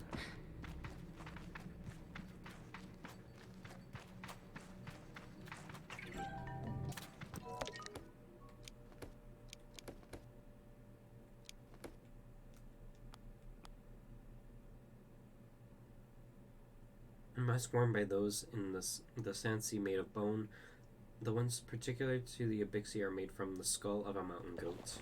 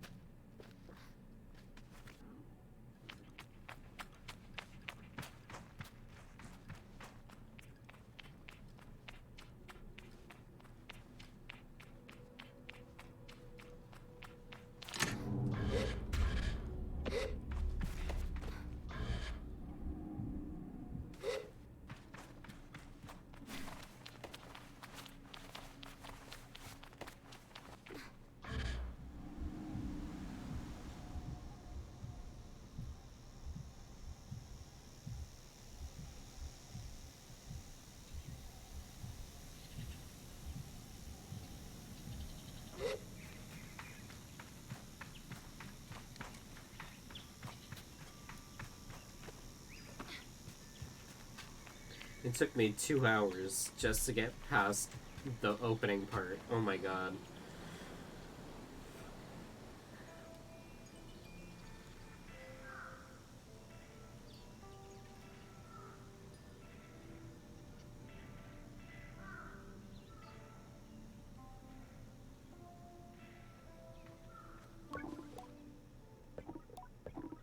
Hello, Sable. Jada's voice echoes strangely through the machine, yet still it warms me. The temples do look less annoying than Breath of the Wild, though. Well, Sable, this is it. By the time you hear this, we will have gone. The gliding is a journey that must begin alone. There's a certain nuance lost in transmission, and for that I'm grateful. It would be far too much to hear the cracks in her voice and not run weepily into her arms to stay forever. But I am ready, and so I close my eyes and listen. But though you go by yourself, you are not without friends, you are not without family, you are not without love. These things will always carry with you, as you do your mask. And I know I'm not supposed to do this, but if I were you, I might go and see Yutari. They're the machinist at Burnt Oak Station, and among Scisso's closest friends. Yutari's a good contact that have on one's gliding a fine way to get another machinist badge if you're so inclined. Only suggestion though. As for us, I'll send another message once we've returned to the Ewers, so keep an eye on the post boxes and try not to forget us. She takes a long breath, and I forget that things as easy as breathing could ever exist. The world is waiting, Sable. Good luck.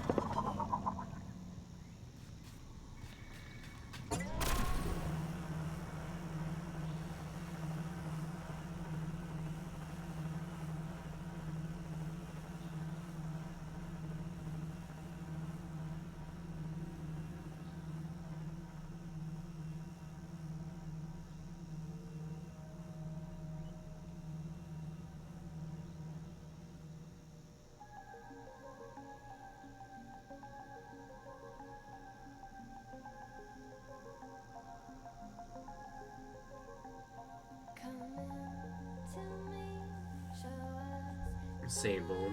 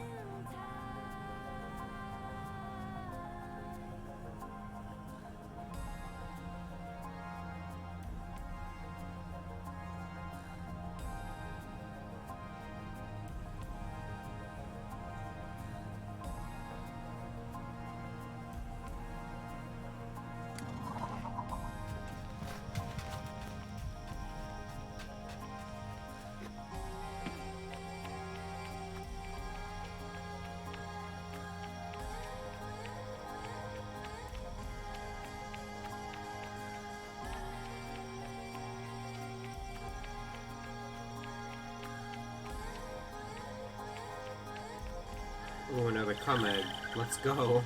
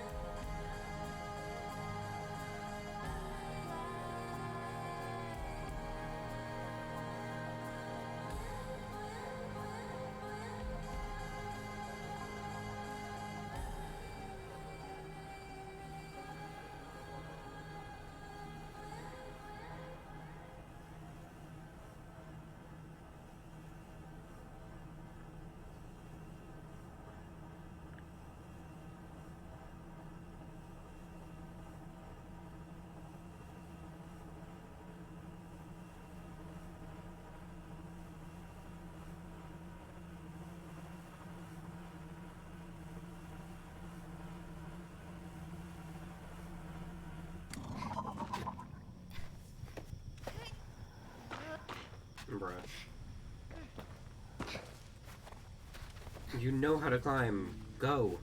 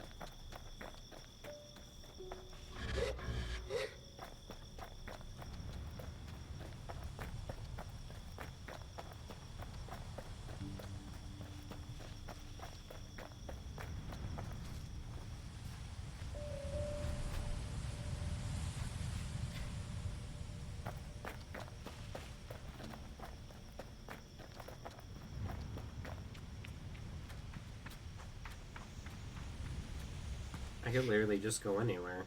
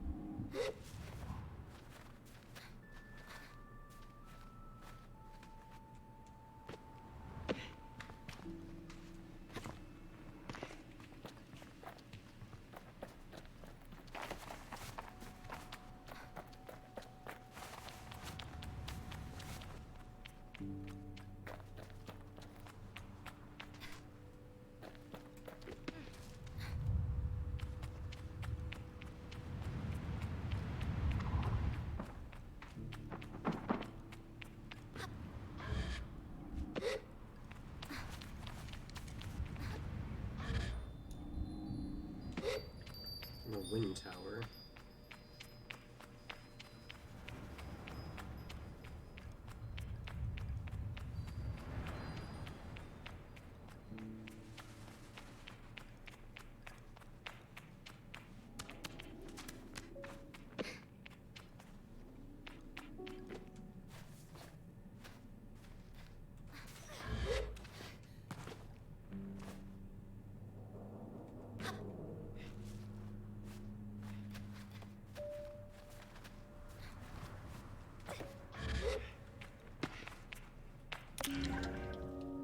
Bouldering top.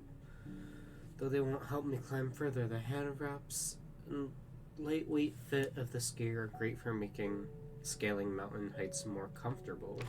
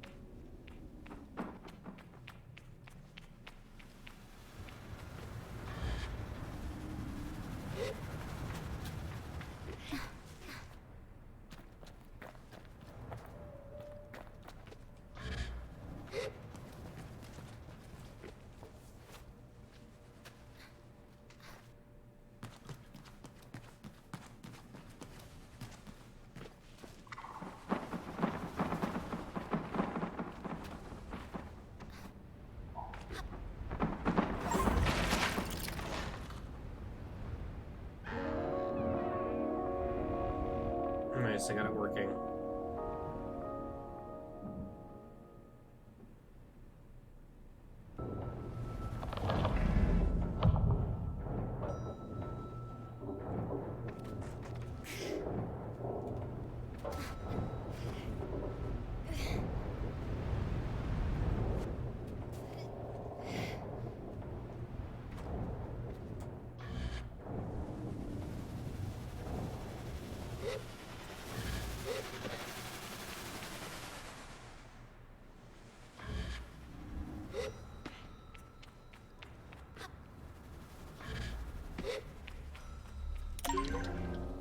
Machinist top, a standard uniform worn by machinists, and in midden, machinists will always make sure each set has its own unique modifications for their own particular needs.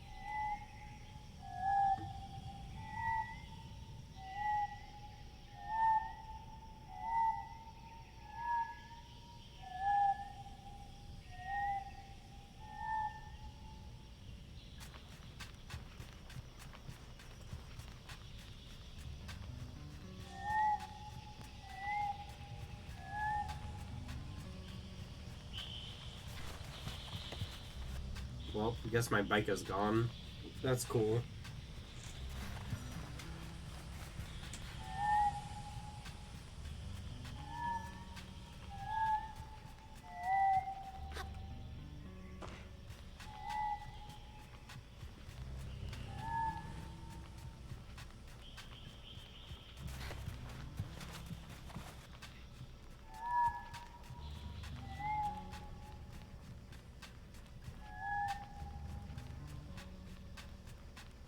I think I left it on the other side of this.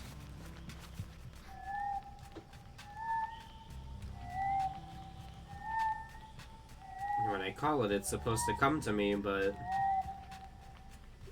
I guess not.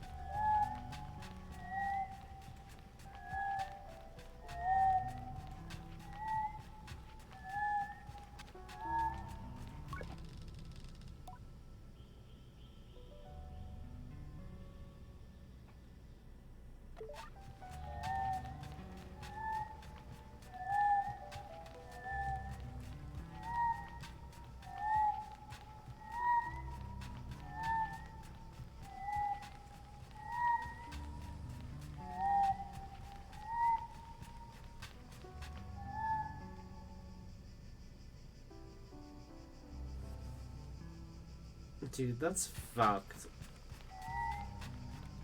It says it's supposed to come to you.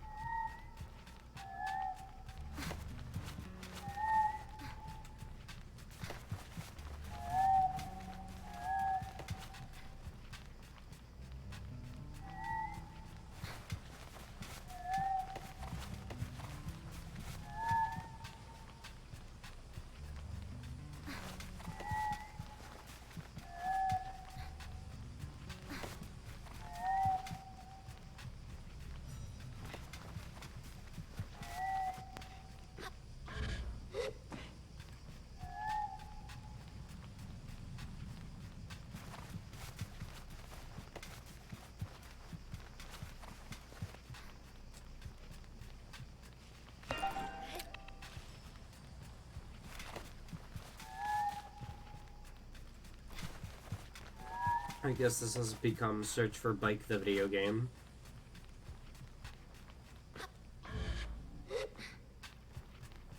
Because, you know, when you call it, it's supposed to come to you, but I guess not.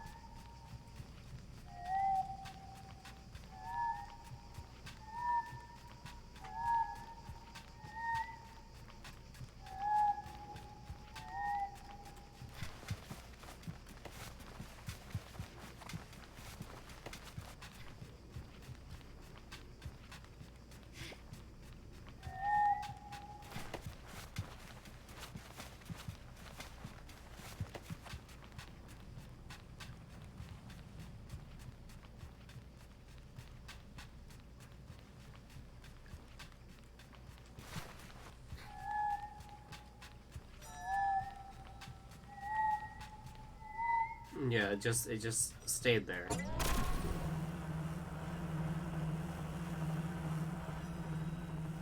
Let me get off of this. Let me walk somewhere far.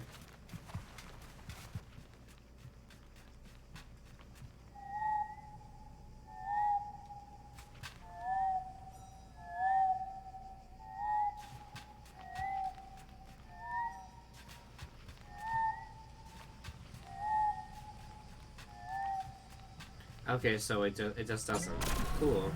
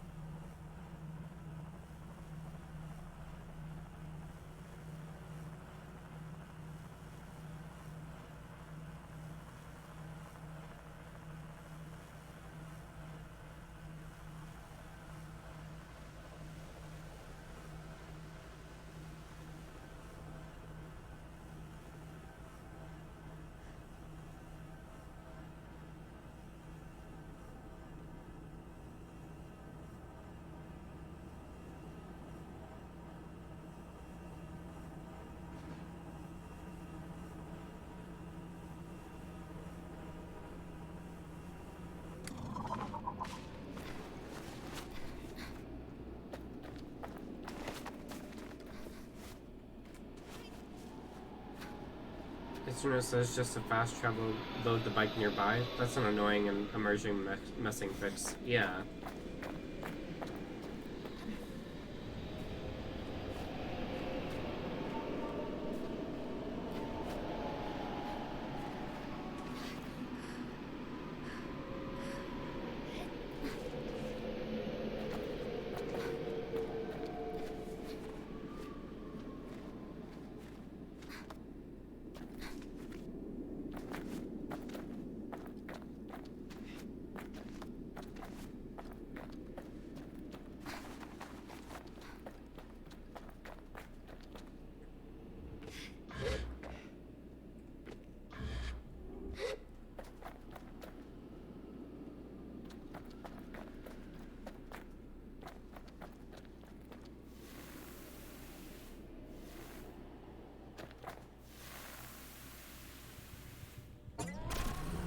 Still better than the frail mortal horses.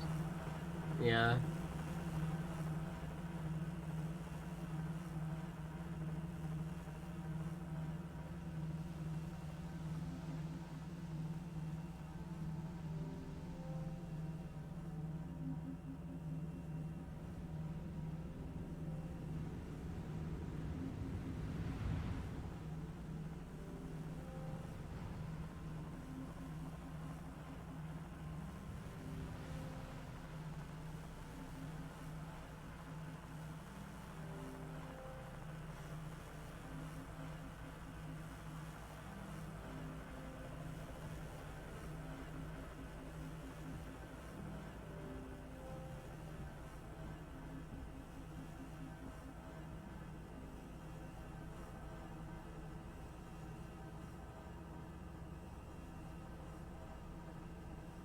For some reason, I thought the ride was the big fuck off contraption.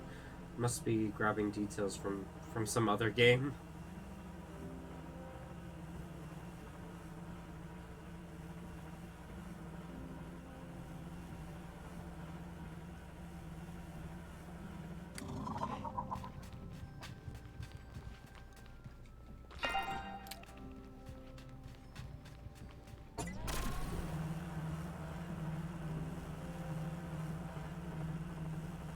Yeah, I thought you could ride the smoke-spewing noisy rig.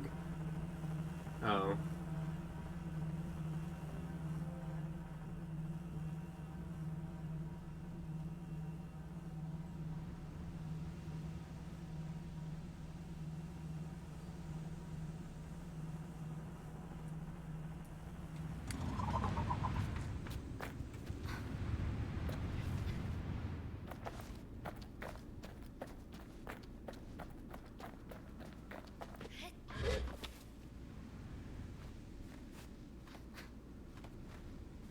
Clearly that's pronounced cock butterfly.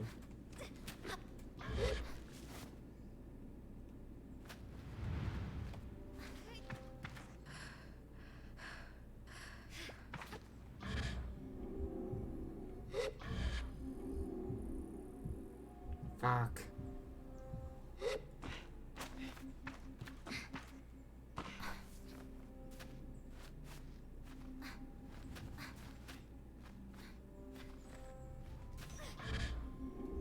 Motherfucker.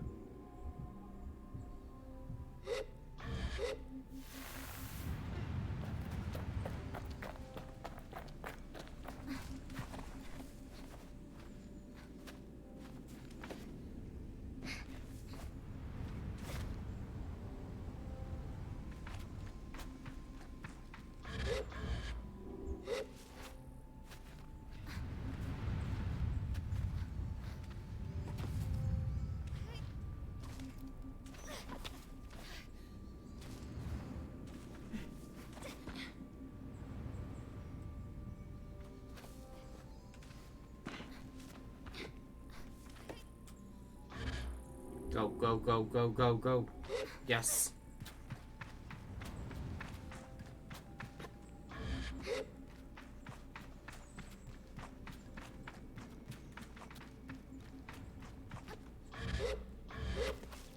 Climb.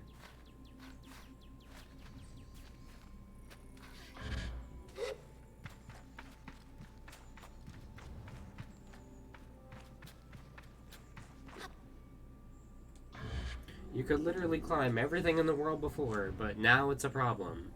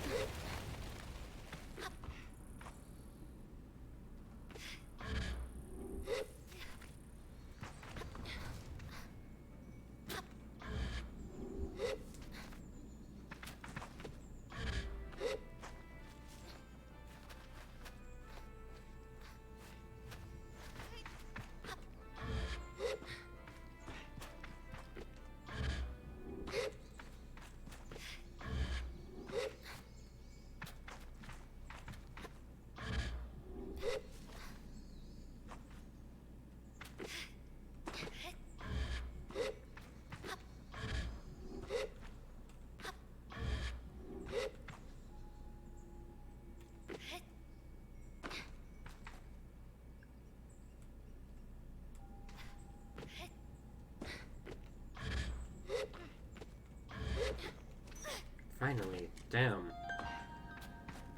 Cartographer's balloon. There's a commeg.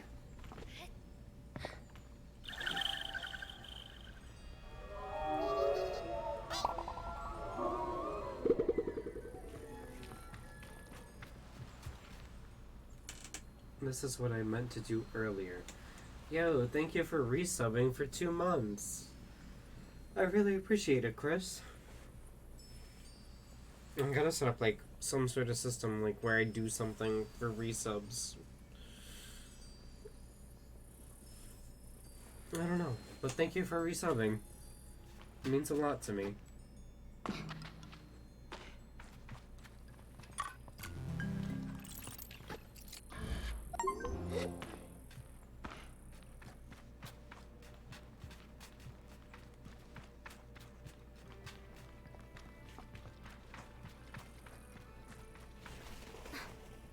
So, okay, dragons and big beasts used to exist, I guess.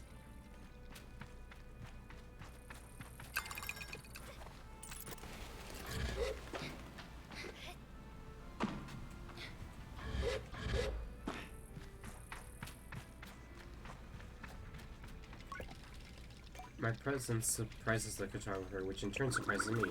Well, where'd you come from? You shouldn't sneak up on people like that.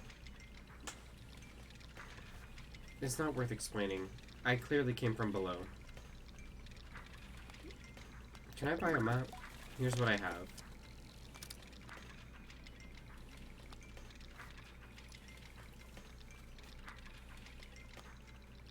A cross-like fin below the wings skims the wings skims the sand below the bike. Cartographer's badge. A badge traded by cartographers that's often quite a journey to get them, but the views are incredible and they're always worth speaking about the local area.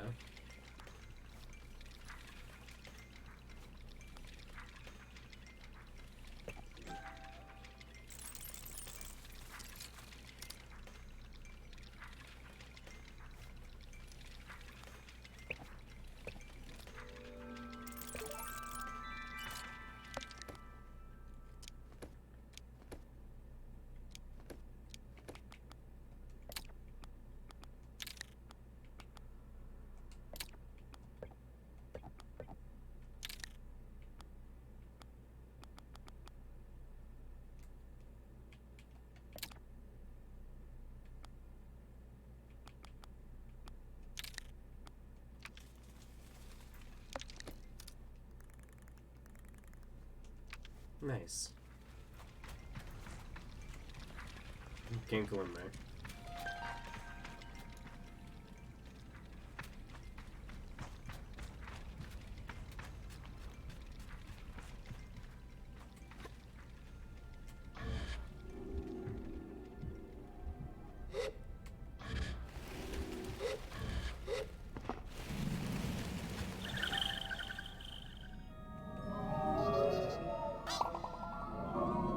I have been lurking, but now I'm gonna be full lurking. Okay. Goodbye.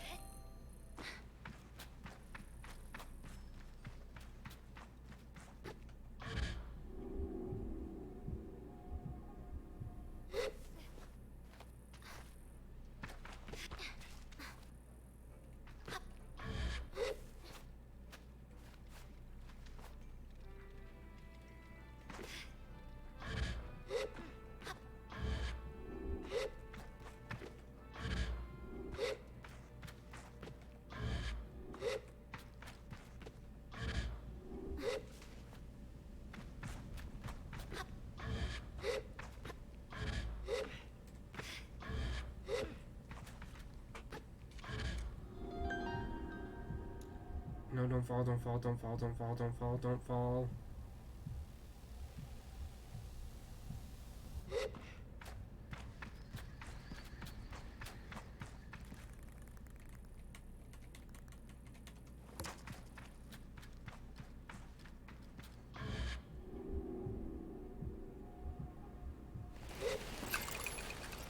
You know what? It's not worth it.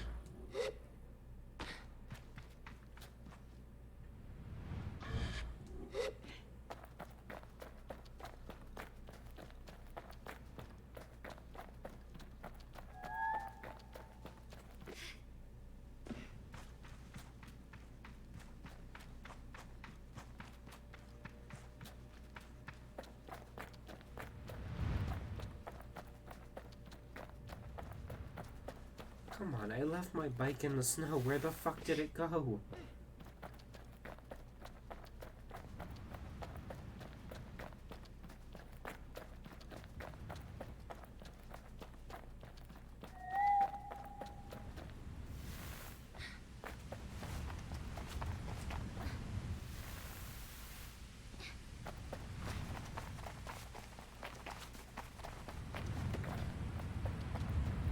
There you are.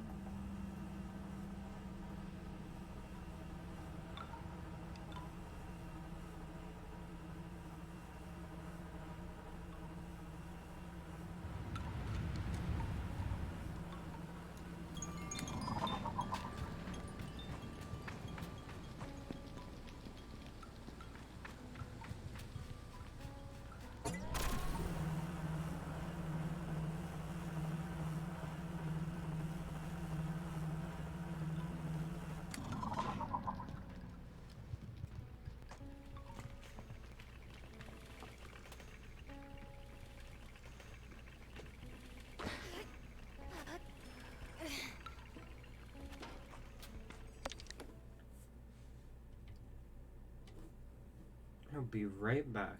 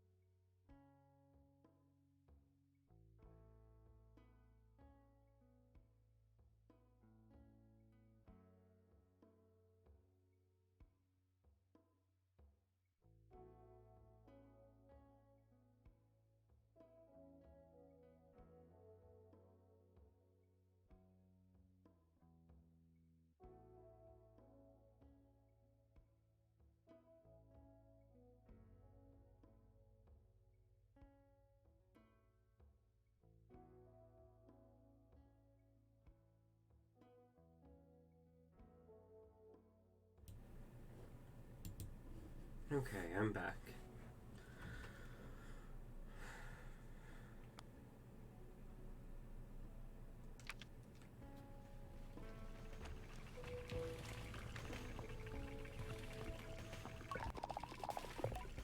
Machinists do not startle easily, but this one jumps at my greeting. They give a frantic wave. Glider, yes, good to see you. Meet you? We've never met. I don't think so. So yes, good to meet you. I'm Colin. Colin rocks back and forth, ball to heel. There is a speedy twitchiness to them, and their words emerge like a too swift rush of wind, picking up little stones and twigs as it washes over the dunes. How's your life going? Things are very exciting. Exciting, good. It's very apparent that Colin barely registered my response. I'd like you to do something if you're free, or well, if you're not, whatever. I'd like you to do something for me. It'll be a little bit of fun, I promise, and it'll earn you a machinist badge. Quick and to the point. See, I know you gliders like that, speed, and things like that, anyhow. What do you want me to do? Well, I want you to receive a machinist badge, and for that, I'd like you to, well, report on something for me. Think of it like a mission. Isn't that fun, sort of? I take a breath to speak, but Kalan has no time for it. You'll need to use your head for this one. I want you to go and watch and take a recording of the sun. You'll find the equipment a bit, outdated, underdesigned, cumbersome, archaic, perhaps. Whatever the word, it all still works, and that's what's important. Take the reading, and if you do it right, the face door in the central chamber should open. Once you've seen what's inside, come back here and tell me about it. Good? I open my mouth for whatever is the shortest period one can open one's mouth for and get no room to speak. Perfect, yes, thank you. And thank me too, because you'll have more than earned a badge. Go on, see you soon. Can't wait to hear about it. Kalan waves me off. I say goodbye to Kalan.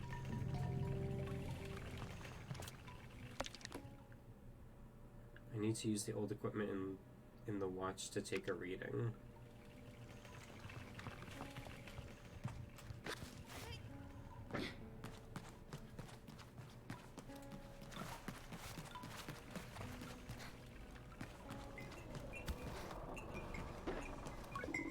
Greetings, Glider. Care to peruse my wares? Let's trade. Of course, have a look at my wares. The dye bottle for wash blue colors. A Moderna Limina bike component often seen driven by nomads in the wash. The fins help create a balanced driving experience. A sleek minimal look that has a well balance.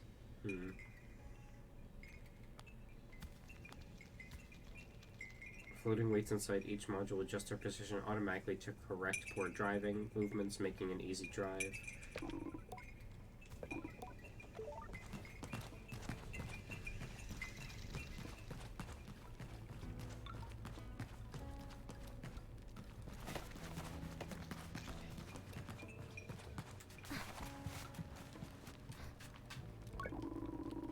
I'm studying different flora and fauna across Midden at the moment. We can treat a lot of things using old tech, but we need to be more and more careful how we use that stuff. It's not accessible to everyone out in the dunes. It's hard to move, and if you lose power, we're starting to make progress with more local, non-technological remedies, but there's still a lot out there to study.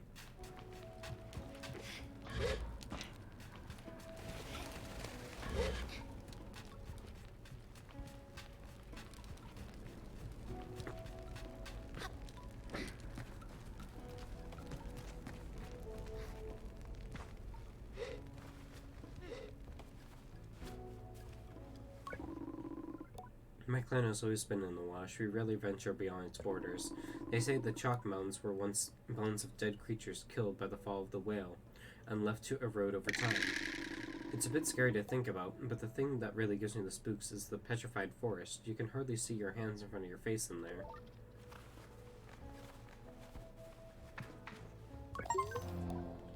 This is Ofu, the innkeeper of the camp.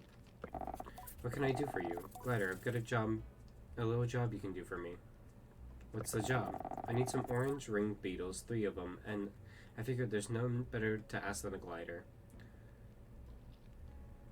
Our love of Tess is greatly exaggerated. Really, when I was on my gliding, I was hungry for things to do. I love meeting people, doing all the little favors, and knowing how much I helped. Frankly, it's the only thing I liked about it. The rest of it's just sand in your bits. The gliding, just sand in your bits. I ask where I might find the beetles. There's a nest northeast of here that should have a few, but if you've never collected orange ring beetles before, I'll say this, they're skittish. The second you approach, they'll bury to get away.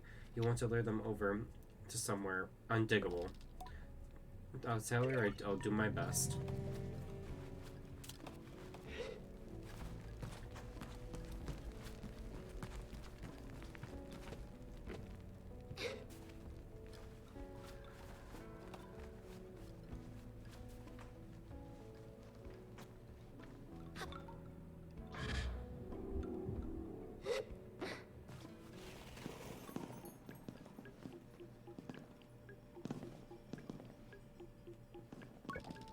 The mask caster sits unmoving, silent. I can't tell if the mask caster is human or something else.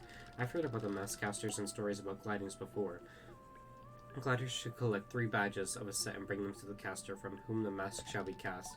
I should look for some more badges. I leave the mask caster. Mask caster.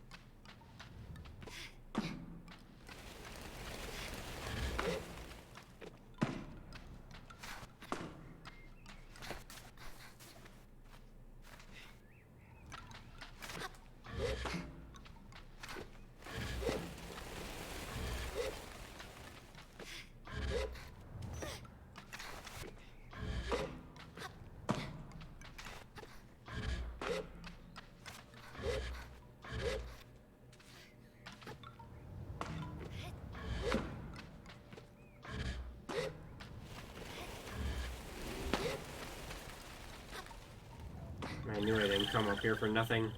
I found a cum egg.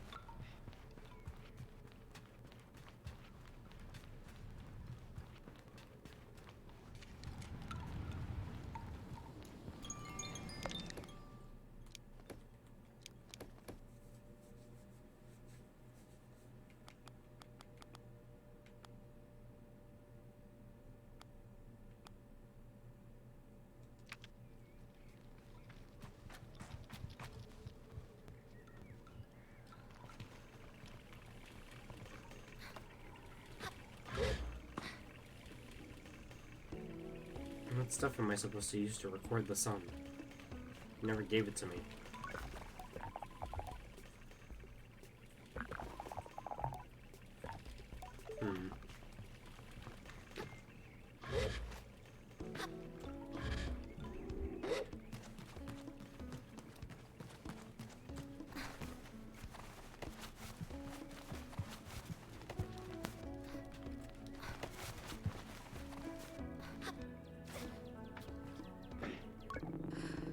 Scrapping ain't an easy mess to wear. It's bloody dangerous and dead lonely. I guess that's why we do it, huh? Either way, every glider should check out the old scrapyard up Burnt Oak Way. He'll sort you out with some badges or cuts if you deliver any scraps you come across on your journey.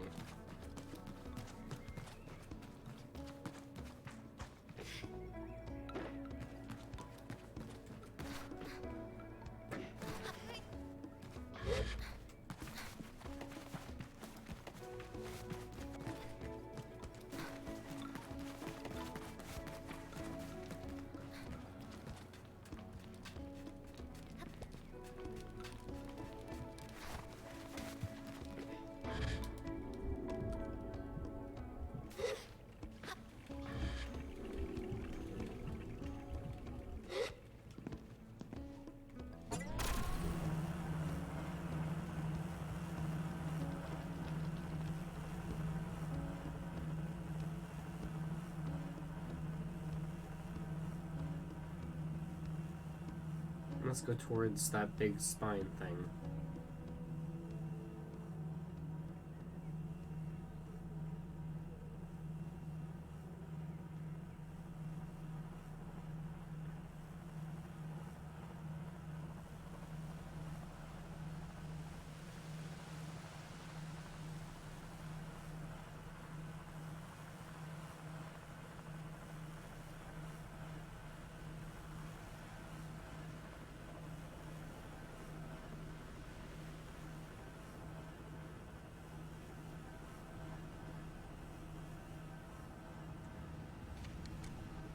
The worm.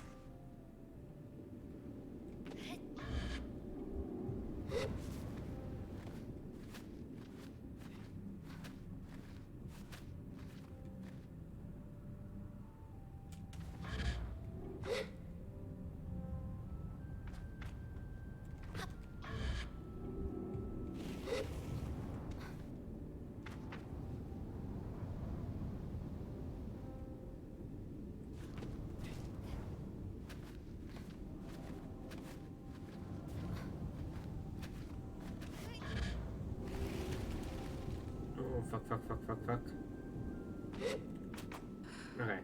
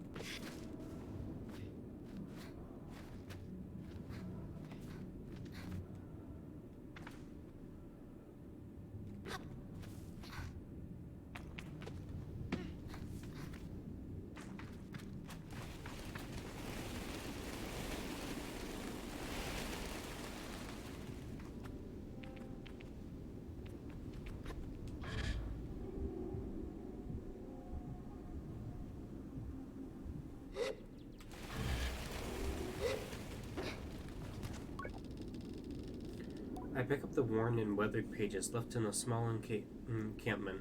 Not something I expected to find up here, and far too tempting to ignore. Here I am. You told me to look to Haresta when I had lost it all, and here I am with nothing and no one, alone at the end of all my failures.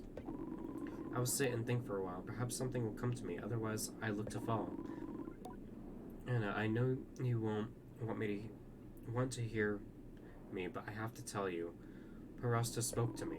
In a voice like rolling thunder and late evening shivers, she took my bones and told me there is more to this than I know, and that I must look inside the statue. I have no way inside, but I will find one, where I am bidden to go by Parasta's whim. There will I walk in her great shadow.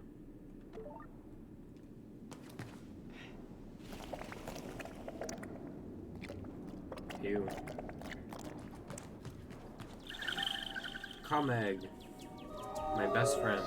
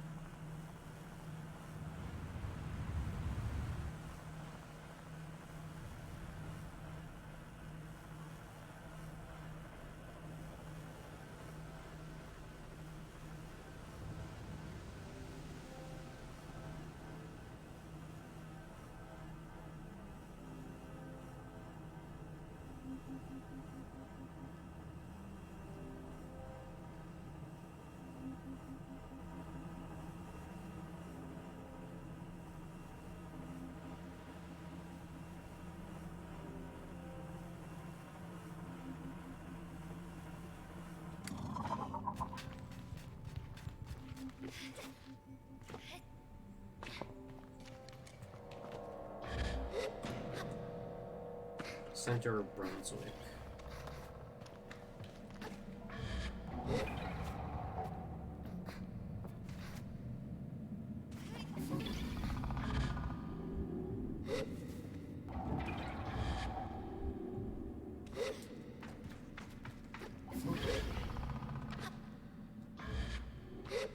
Come, egg.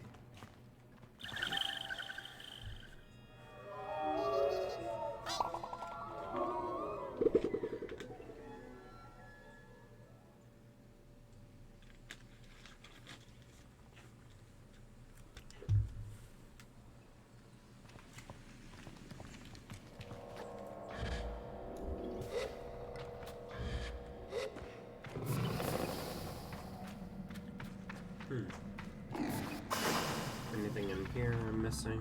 No.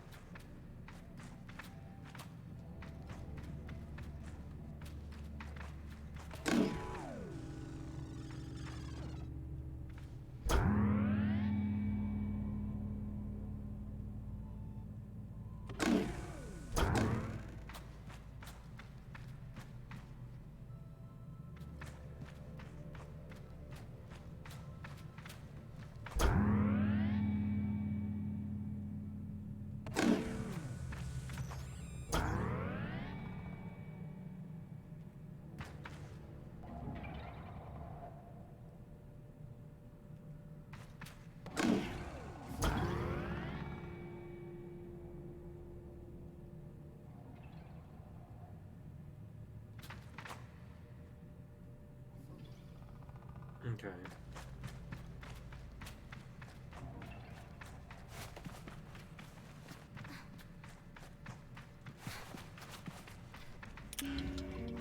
Scrap metal, nice, nice.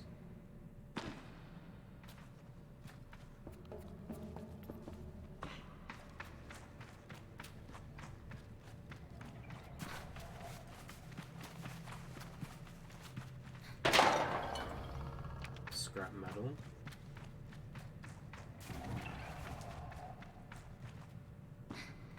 More scrap metal.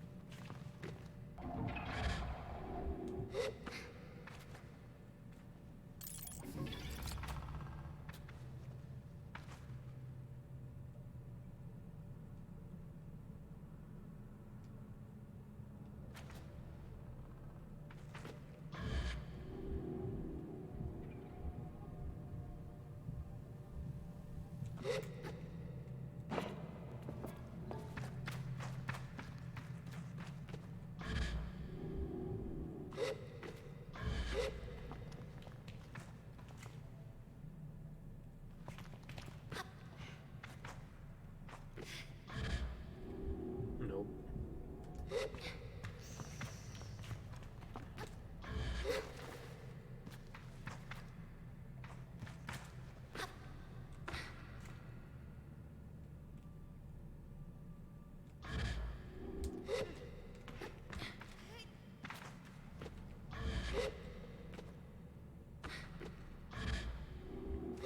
Here we go. Cheat the system. It was a hologram person.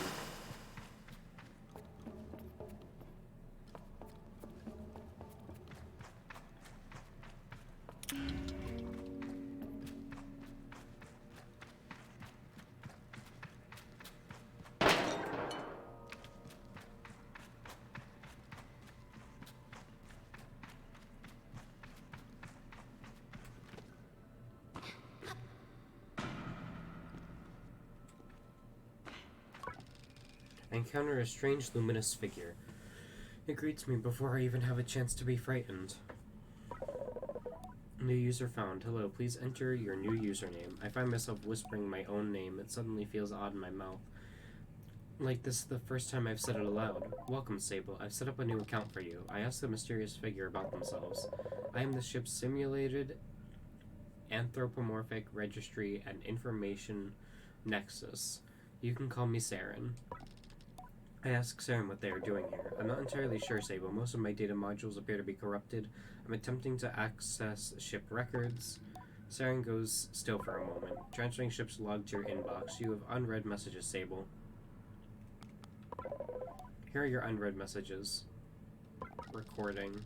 The panel blinks to life. Strange markings and symbols I assume to be ancient text spill across the screen as the background colors flash wildly.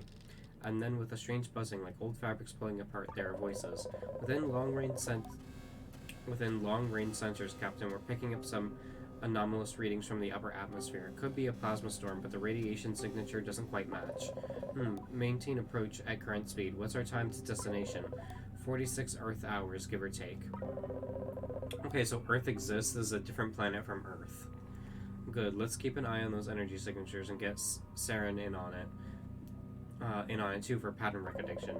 Captain, we need to purge our reactor soon. If we don't, I know, I'm aware of the risks, Alice, but I'm not purging in the middle of space. We follow the protocol and the recording fails and the static continues. A few button pushes bring silence and a screen that looks navigable in some way, but I can't decipher anything. No unread messages. Archived messages. Here are your archived messages. Okay.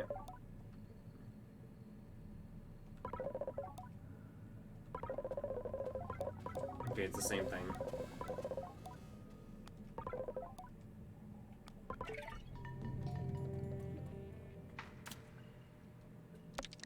Damn, how many quests do I have?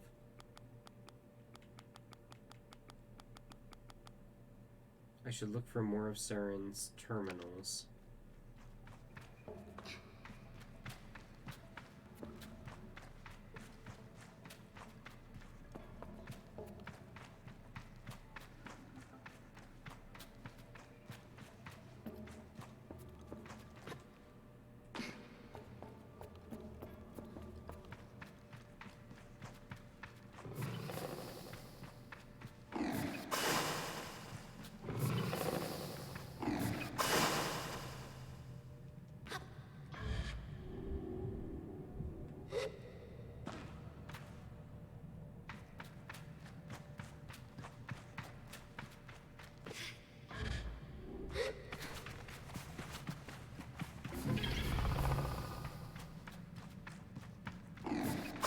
Like there aren't any more doors or anything here.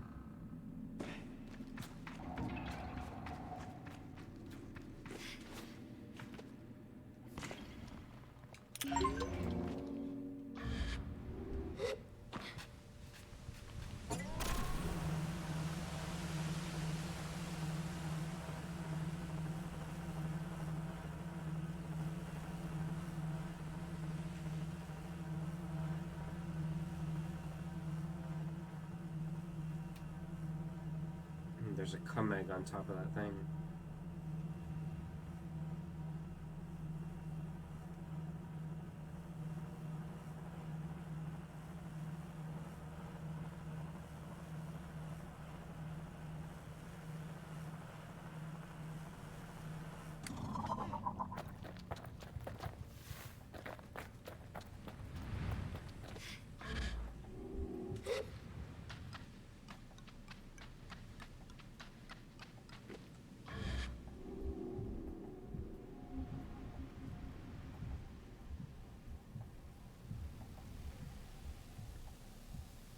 So this is an alien planet.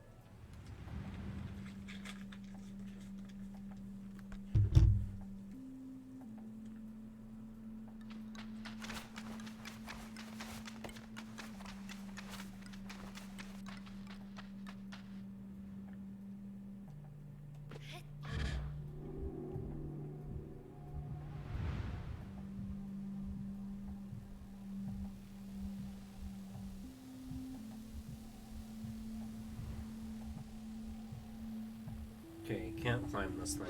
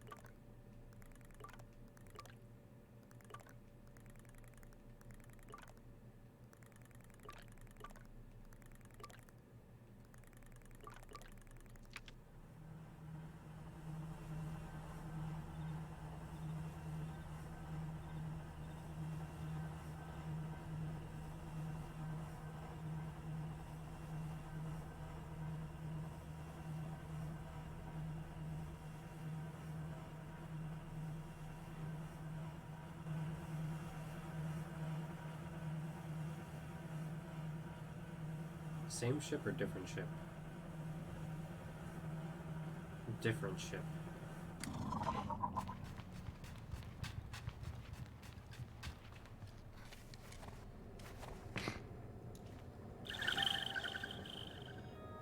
Didn't even have to go through it to get it.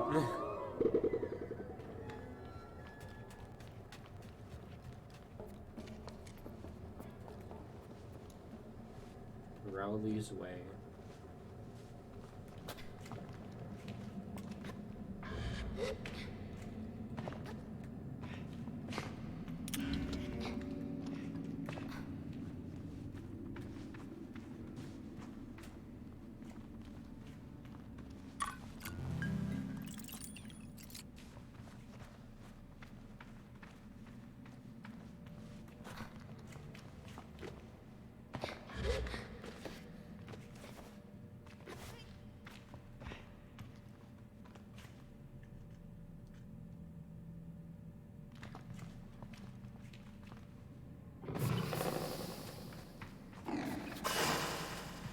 Okay, more puzzles.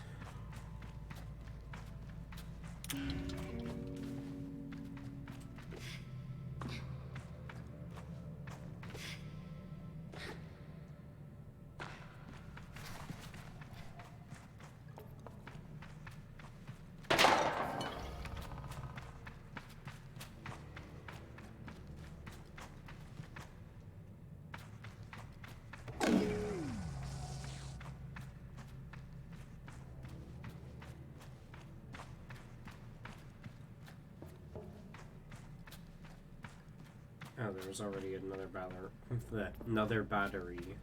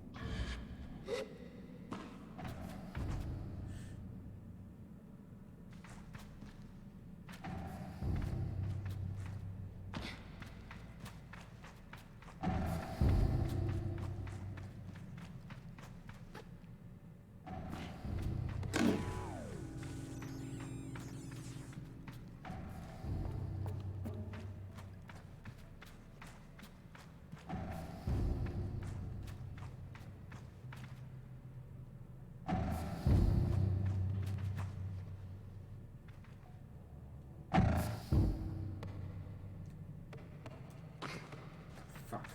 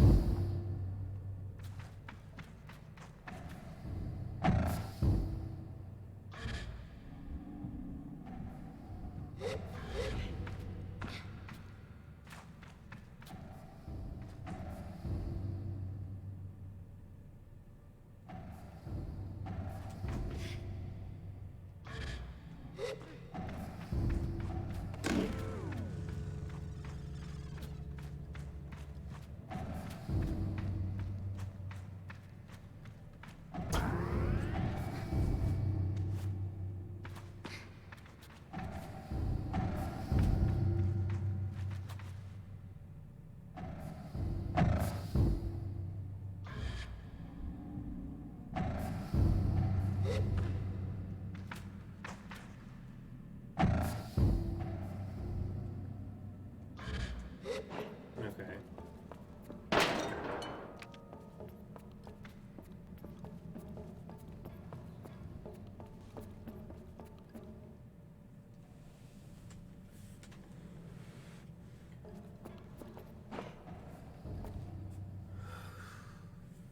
Hmm.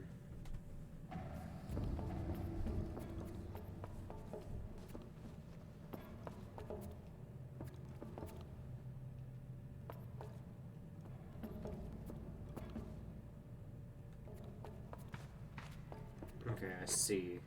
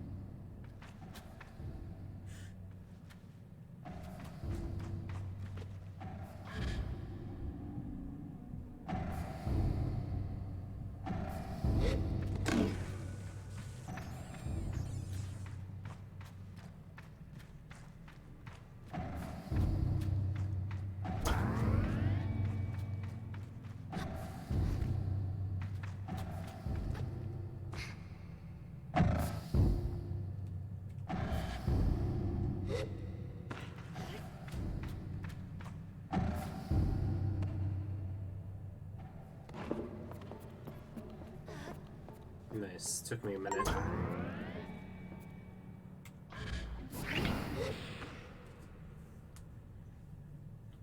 Okay, so he's in like all the ships.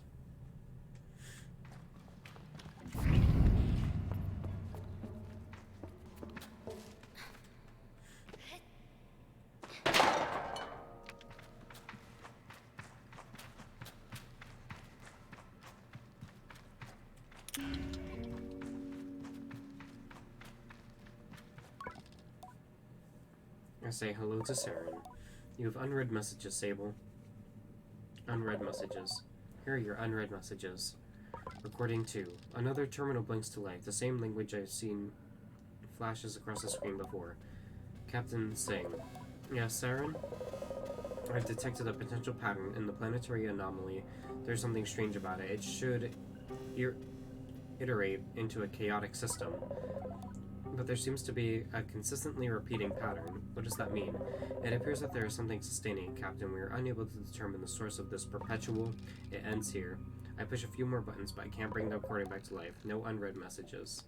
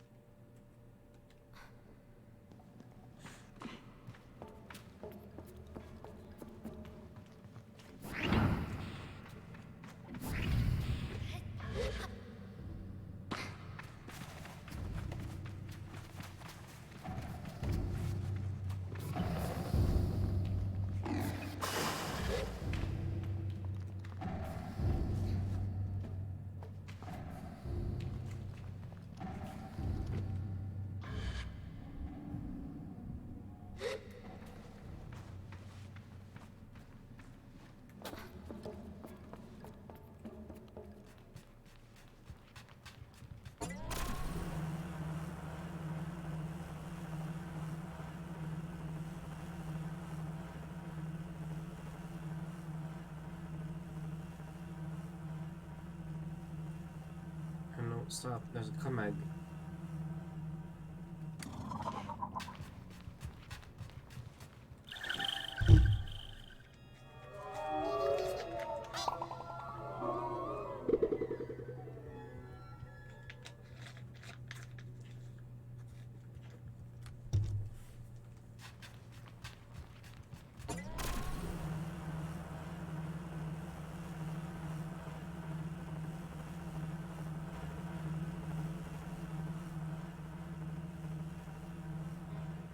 There's another ship right there.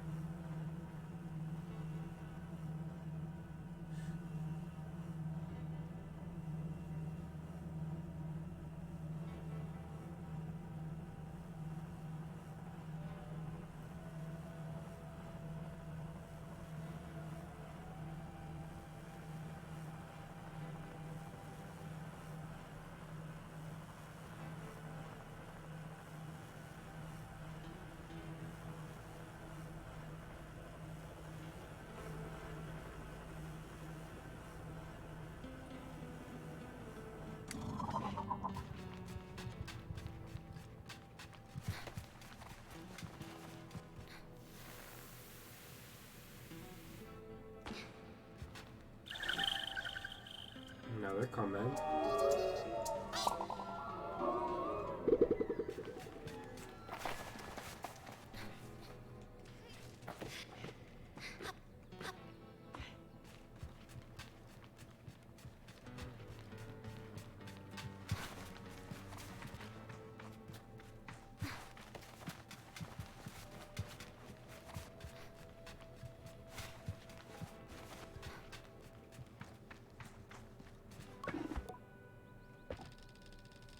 Ahoy there! A loud bellowing greeting nearly makes me jump out of my skin, but as I turn to see who's there, I find only darkness. Up here.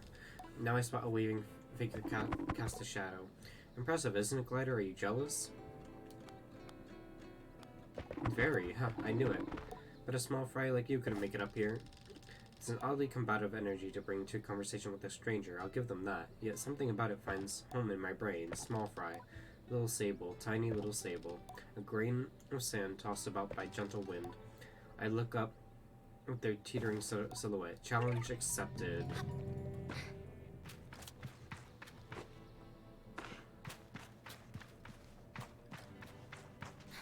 I was coming up here for stuff anyway.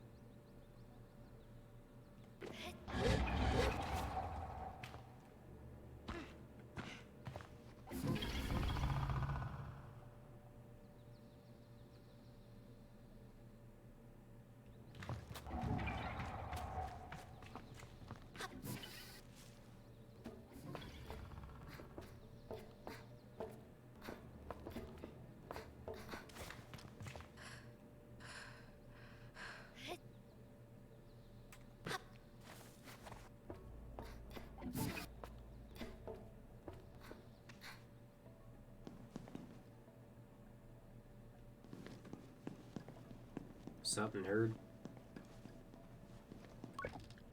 And there you are.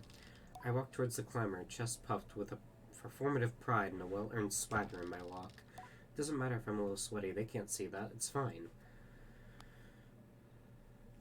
Not bad for a small fry, eh? I think I expect more antagonism, but what I get is a laugh. Well done, I'm impressed, and not above eating my words, when I've been proven wrong. Here.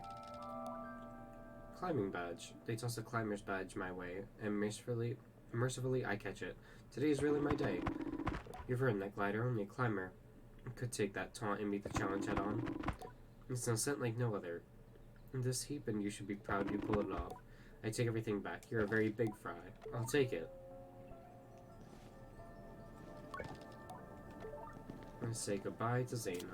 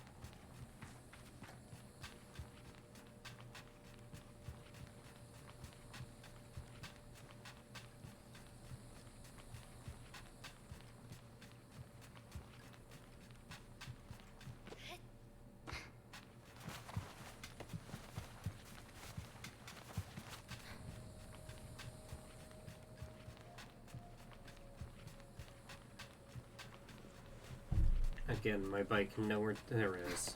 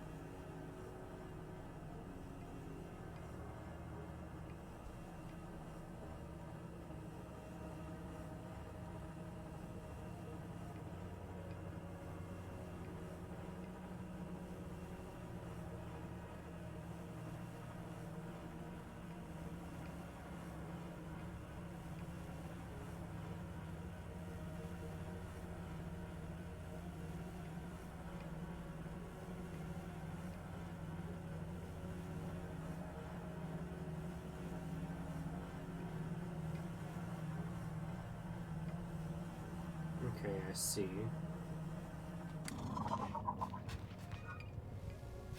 Okay.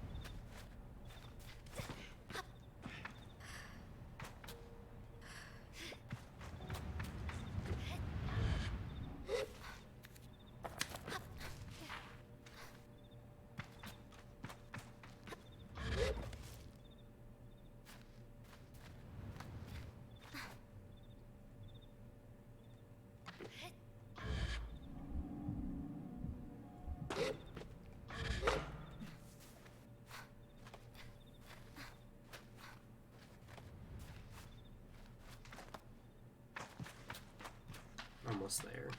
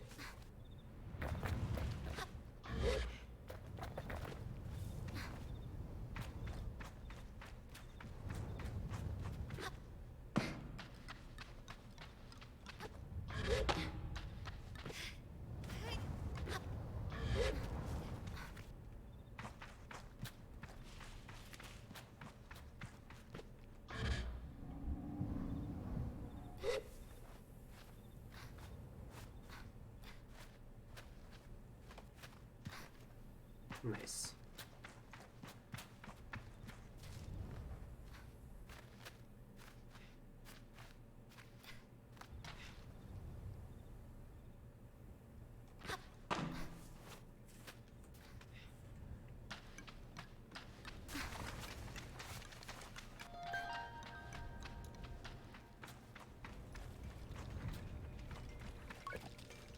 photographer responds to my greeting with a grunt, and I assume some practiced eye rolling. Come all the way up here just to bother me, Did you ever think there may be a reason that I'm up here with all these bones? I tell him that I hope he's a photographer. He snorts, but waves me on. Okay, buy a map.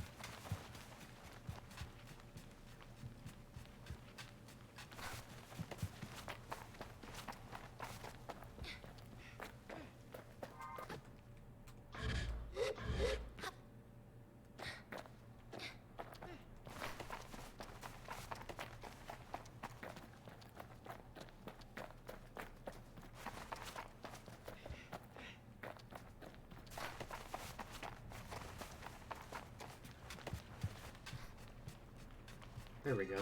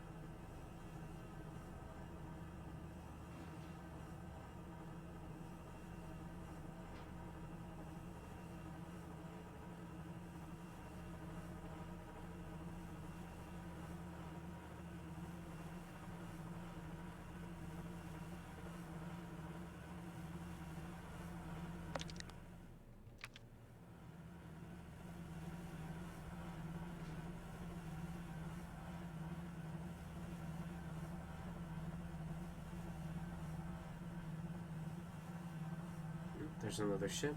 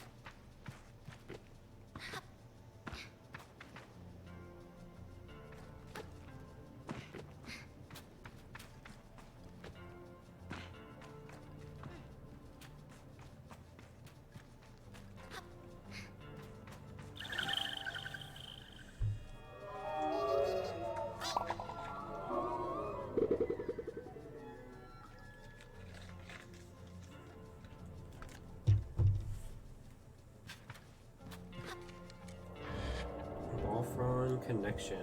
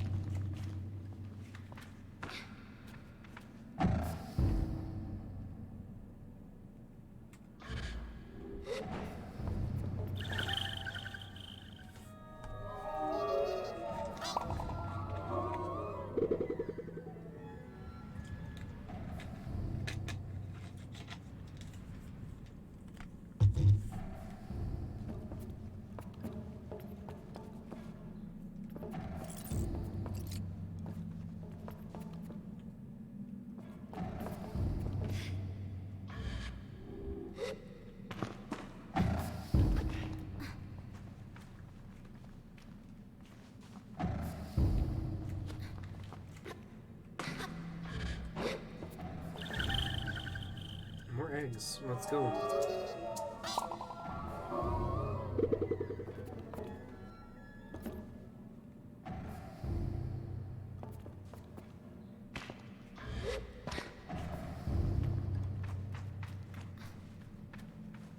Here we go. Here's the main part.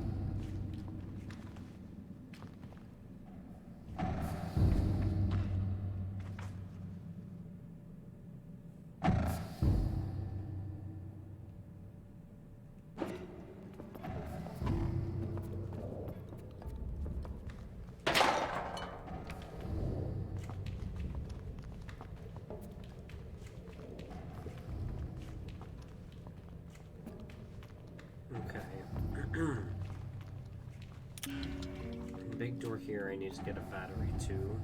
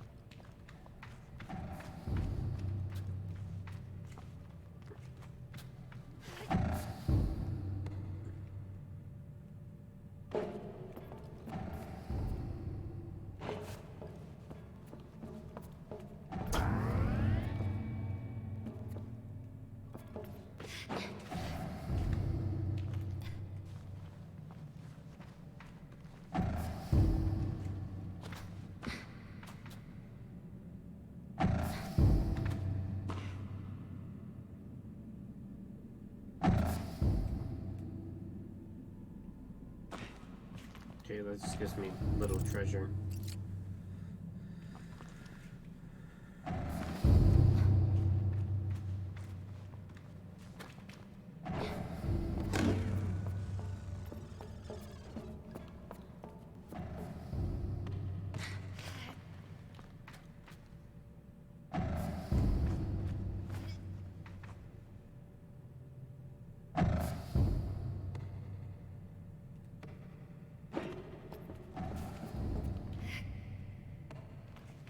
Did not mean to throw it.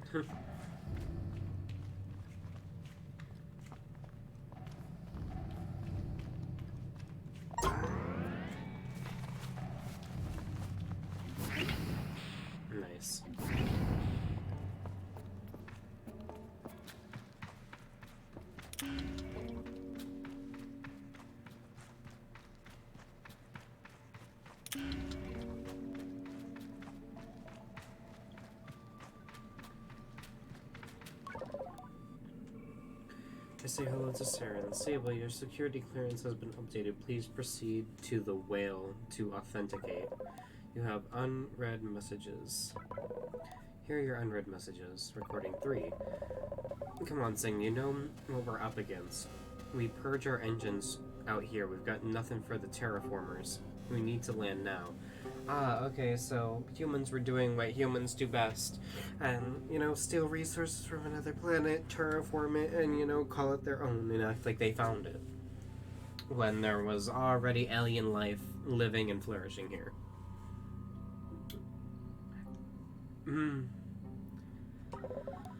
Cram it, Deacon. Wow. Look, every day the radiation's getting worse. I can't keep selling this BS to the crew. And no, I'm not landing on that planet either. We're not landing anywhere until we know more about these atmospheric anomalies. There may be life signs on the surface, but that doesn't mean they're hospitable. But we do need this stuff off the ship, Deacon. Mission be damned. That planet is the whole reason we're here. If we don't get those terraformers up and functional, then we came out here for nothing. How's that going to look? If we go back without completing our objective, you can forget a promotion. You'll be sent to some outworld rock to monitor a relay station, Captain. There's a bit of tense silence after your emphasis on Captain, and I feel as though I'm listening to something I shouldn't.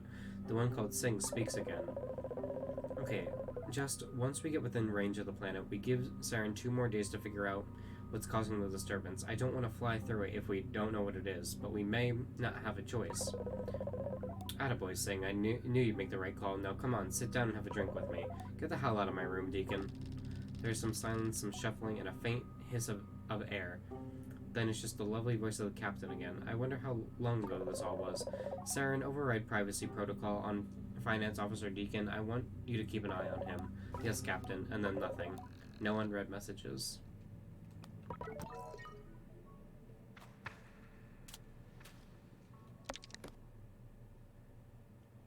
I should go and find Saren's terminal inside the whale. Hi, Tayo. How's it going? Welcome in. How's your day?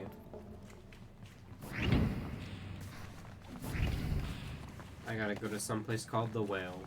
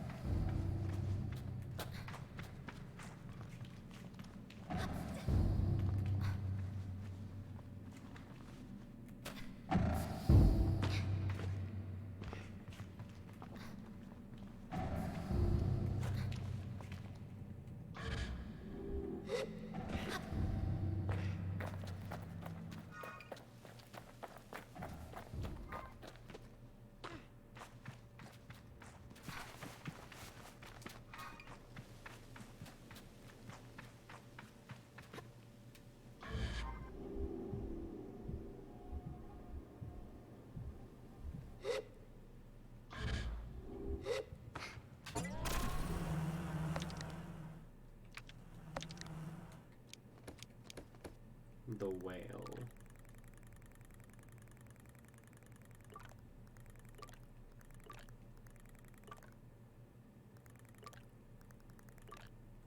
The worm.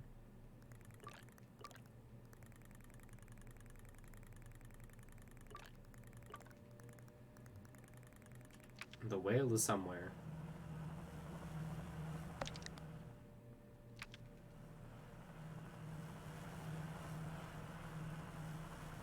There's another cartographer balloon.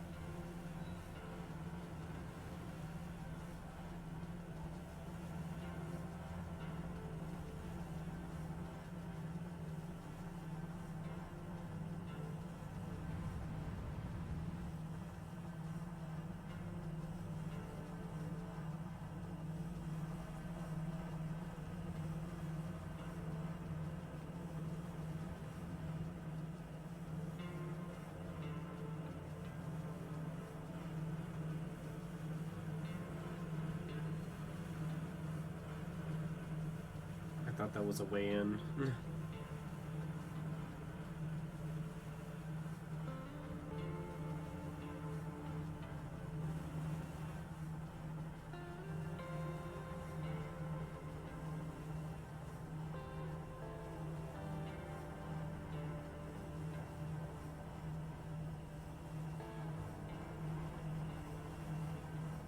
Here we go.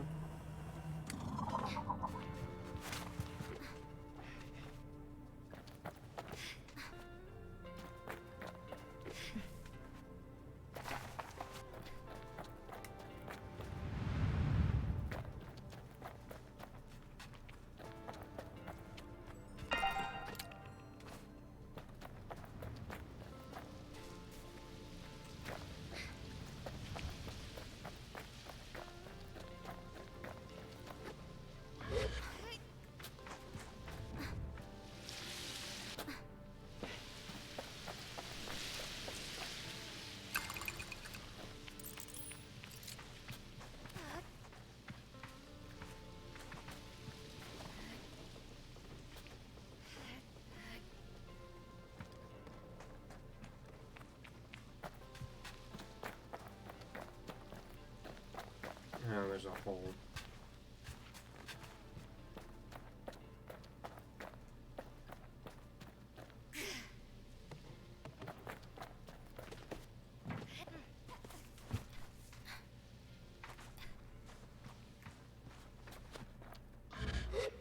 Oh, there's another door face.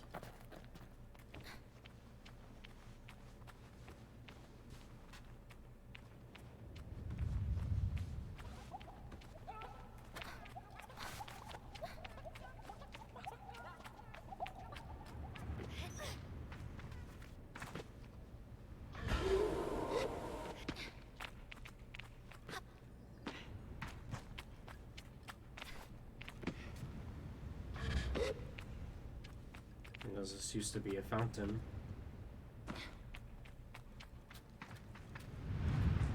Oh, I have to find 3 of these beetle statue things.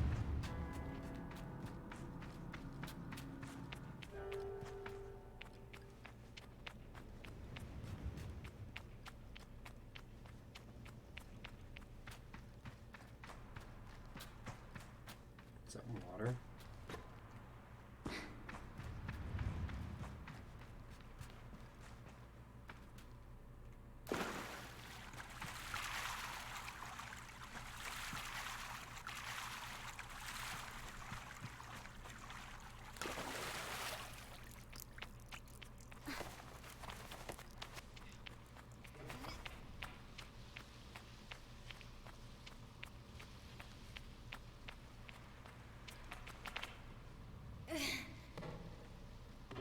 Wow.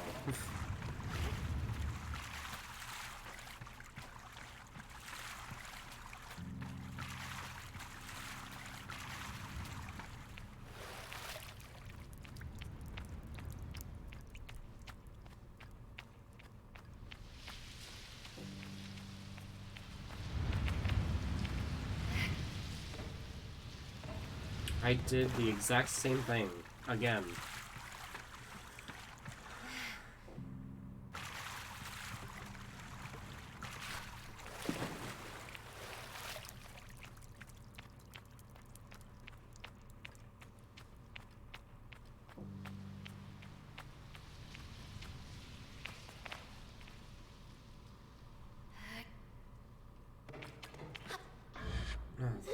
Yay.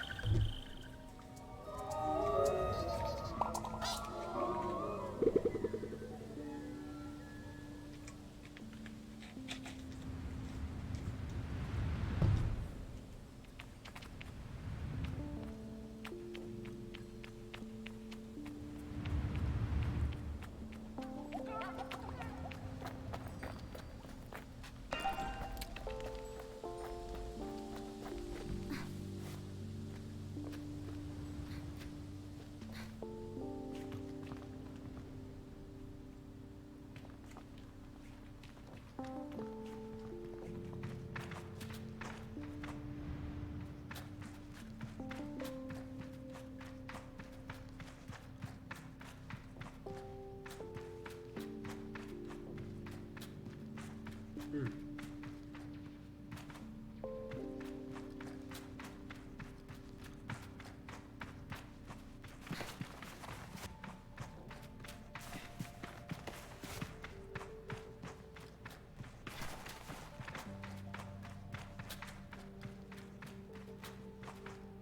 Just a bedroom?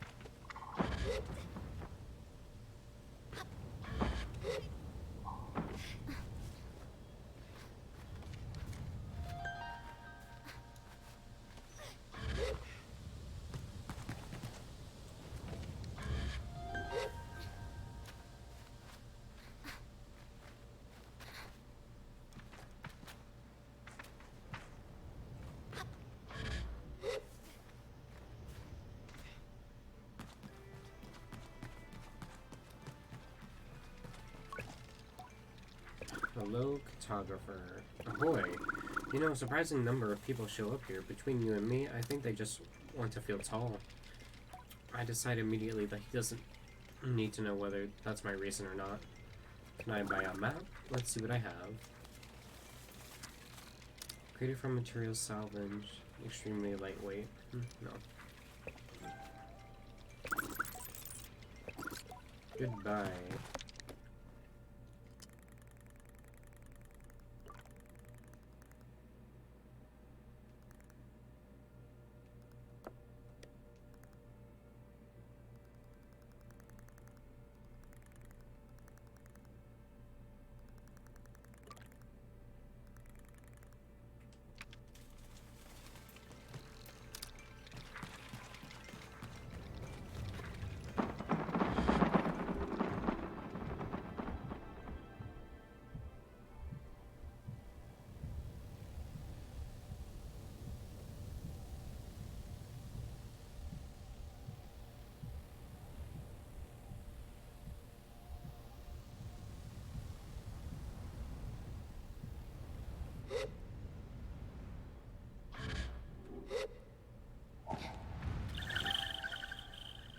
Come egg.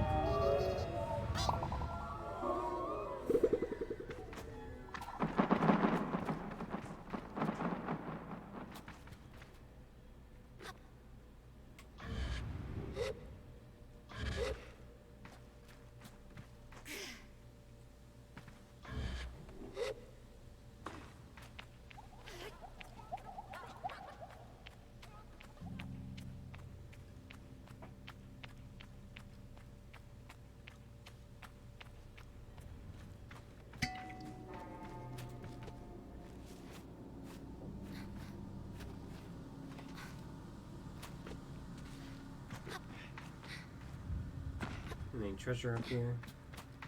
No.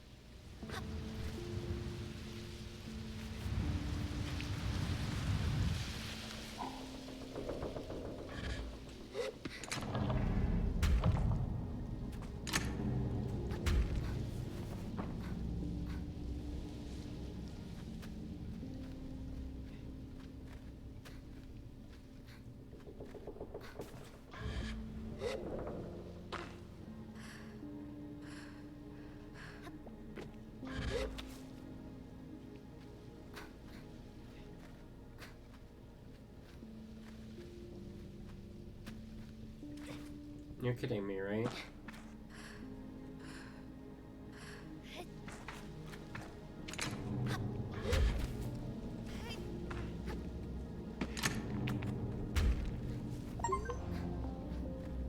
Climb 500 meters in total. Nice.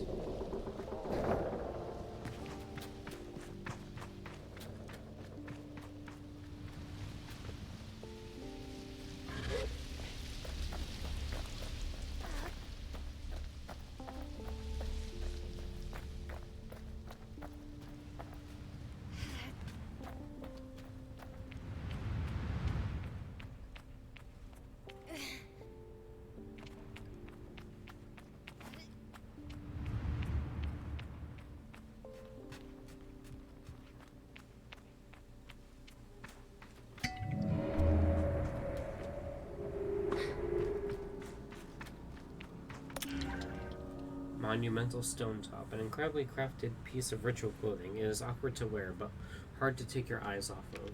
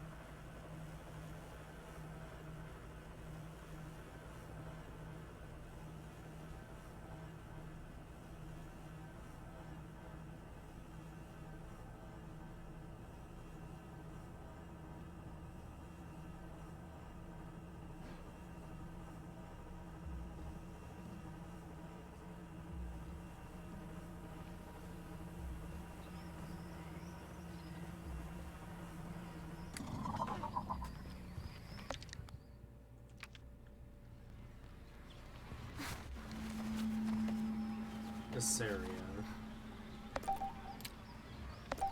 Pomegranate.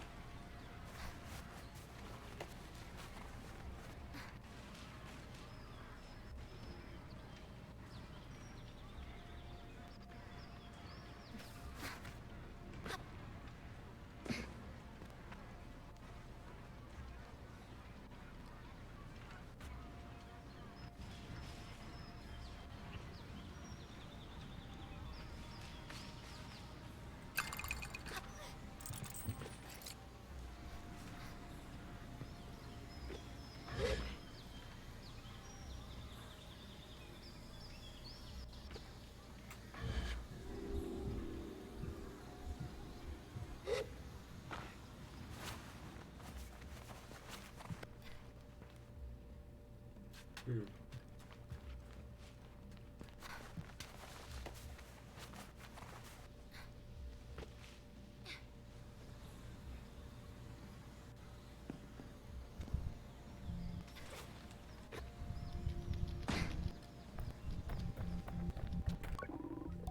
Oh no, what am I going to do? They've lost power in town. The merchants have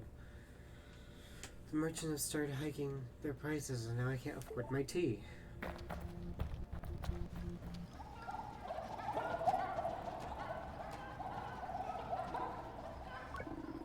You, Glider, my name is Maz. I have a problem and I wonder if you could help me. He has a voice like burnished steel. Despite the softness he tries to inject into his entreaty, the tone of a man more used to orders than requests. I gesture for him to continue. I can at least hear him out. It's my son. He sighs. He's being held by the equine guard. They caught him tampering with the water supply. He puts up a hand to reassure me before I can speak any doubt. He was only trying to tap the supply, not taint it. He aimed to bring us a better source of water, one that would benefit us immensely. And it sounds like a crime. By equine law, this is illegal, yes, but if we follow equine law, we would all die of thirst waiting on some functionary to make the slightest effort. He sighs and crosses his arms, taking a step back. It is hard to tell if he is already defeated or just trying to tamp down some rising hope. I won't work to convince you. If it sounds like too much, I understand, but someone needs to stand against this, and for several reasons. It cannot be me. Not this time. Can you help? I'll help. I'm not sure what I expect, but the solemn nod I receive catches me off guard. He steps closer to me and places a hand on my shoulder. There is something else, something you must know, and that I hope will not break the bond we've made. Have you ever heard tell of the Shade of Ekria? No, what's that? The Shade of Ekria, a hero of the people, and a bane to those who would subjugate them. Dark as night itself, smooth as black silk, and fueled by the flames of vengeance, a legend in this wretched city. Those who ask the guard, or those who line their pockets, the Shade is a menace and a smuggler. I ask what he thinks. I think he is a man doing his best to right the wrongs of the powerful, but I might be biased. I am the Shade of Ekria. I barely have time to look impressed before he adds, and for today, so are you. What? When I retired, I hid the mask of the Shade, but even though the Shade was gone, the rumors, the legend persisted. A glider could not convince the guards to free my son, but the Shade? Oh, at the mere sight of him, they are liable to give you whatever you want. Maz points at the marking on the nearby wall. You see this? Head to the town gate and look for this symbol. It will lead you to the mask. Collect the mask and return to me. Then we stage the rescue. Farewell, glider.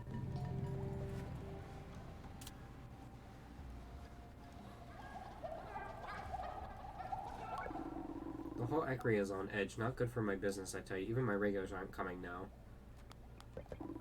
Here's what I got. Fruit, mushroom, fruit.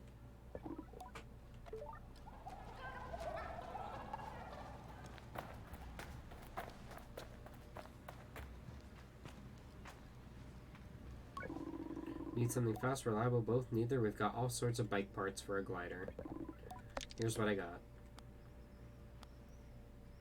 Giraffe bike booster.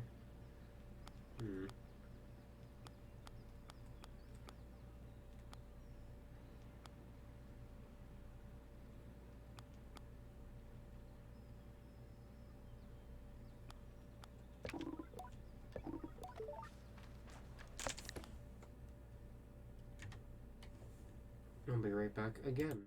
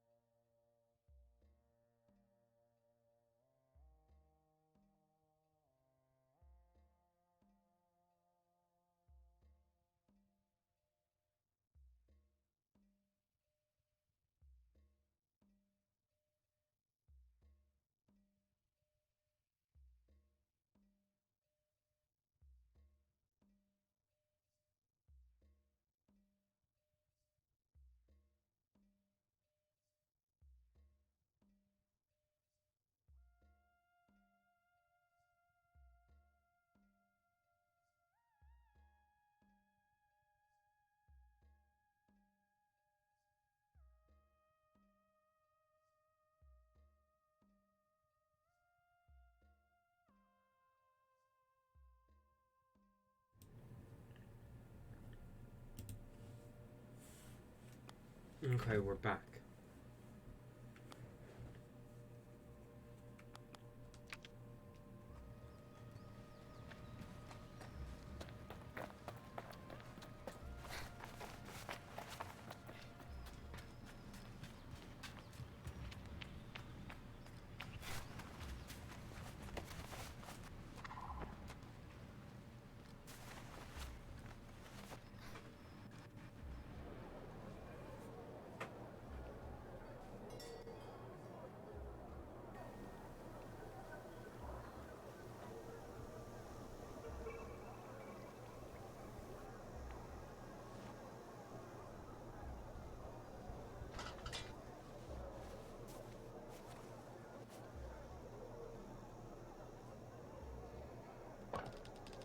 The guard towers over me. I can't tell if I've somehow committed some kind of transgression as he looks me over.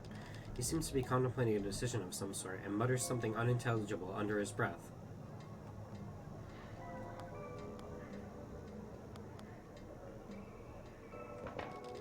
He seems to refocus as I speak, as if remembering that I am a living being. He'll do. I have something in mind for you. Let's make good use of you. Me? I ask him how. Well, you're a glider. By your very nature, an outsider. You belong to nothing and to no one, and therefore you are capable of uncommon objectivity. I wonder if I should share my myriad of popular, unpopular, deeply subjective opinions, but decide to spare him. He seems to have much more to say. My name is Sandip, and I'm in the middle of a very serious investigation. There are few I can trust. You may have noticed that. We find ourselves without power, yes? I did notice that. It's no accident. Someone stole the power core from out of the atomic heart, and the perpetrator eludes me. Still, I thought perhaps you might be able to help me solve this crime and bring the thief to justice. I'll help. I've already begun to picture myself darting in and out of the shadows, tracking the elusive power thief through the city. In my mind, I'm swiftness and smoke, a creature of cunning and dexterity. Then Sandip helps me, hands me a rusted heap. This is an old power core, scrap really, but if you bring this to the machinist for me, he can fix it and we can get this town going again. But while you're there, I want you to ask if he has any idea who might want to steal something like this and why. I'd ask myself, but people are less forthcoming with guards. You get it. I see I've made the right choice. Report back when you've taken care of this. Yes, I'll be waiting. I say goodbye to Sandip. You have to do something. The power has been off for days now. When will we get drinking water back?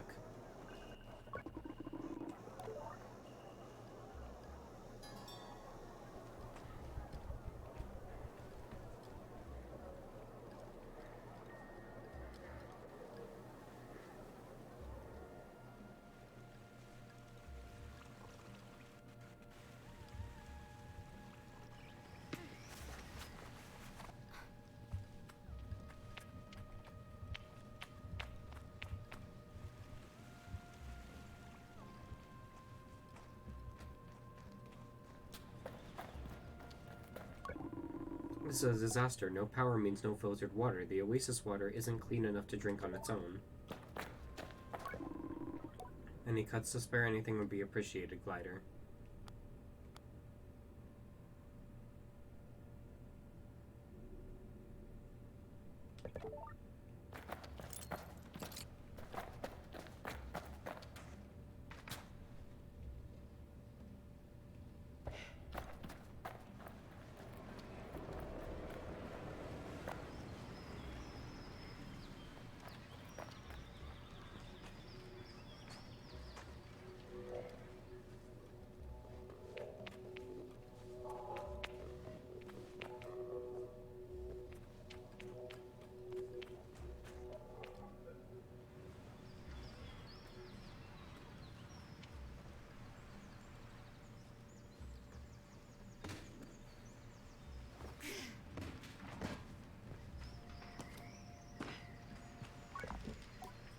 Hamza is the machinist in Ekriet.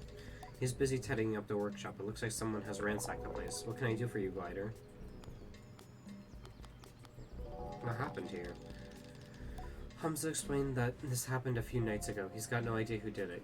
Could this be related to the power going out? He seems more resigned than concerned about having his workshop ransacked, and indicates that he doesn't know who or why someone would do such a thing. I'm not sure I am convinced by his ignorance, but I'll let it go. Anything else I can help you with? Holmes smirks, but this expression is warm. They've got you running errands, huh? People love to give me errands. Yes, that'll happen, Nick Gliders. Suppose folks see them as having that sort of directionless liberty that means you aren't interrupting anything if you ask that they fetch something for you. I'll drop this thing off with Sandip when it's good and ready. Anything else I can help you with? What do you want to ask? Any idea why someone might have taken the core? He crosses his arms and looks down, thinking on it. Power is the lifeblood of everything we do as machinists, and our work exists to uplift the past and secure the future. Power supports the machines, and machines are bound to the people. I nod, listening. If you want to take power from people, then you wish to make people powerless. He looks sad at this, so I think you'll be looking for someone who cares little for the common person.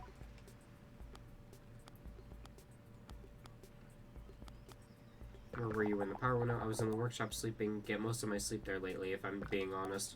He shrugs. That being the case, though, I didn't notice anything wrong. I ask why not. Because I'm a machinist is why.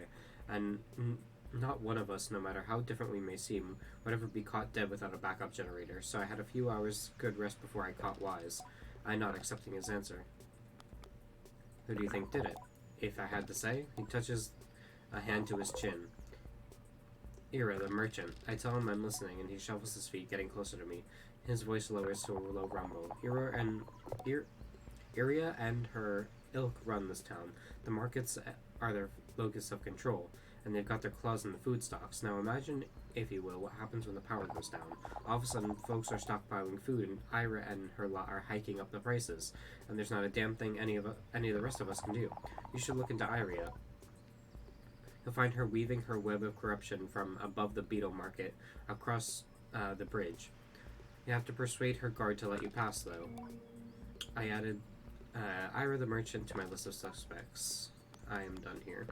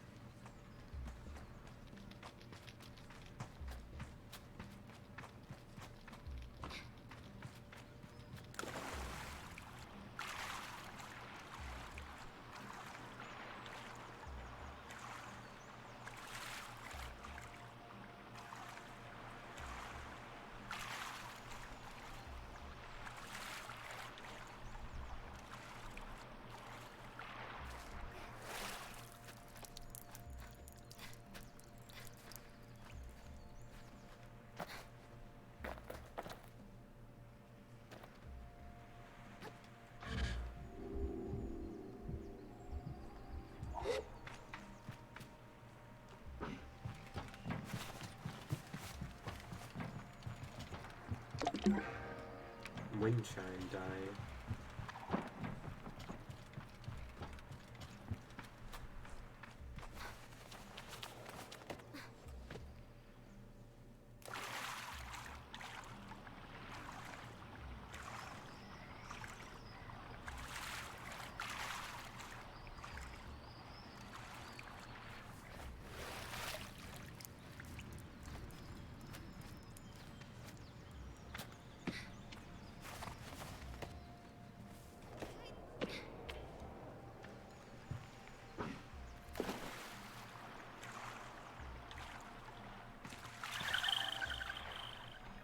Egg.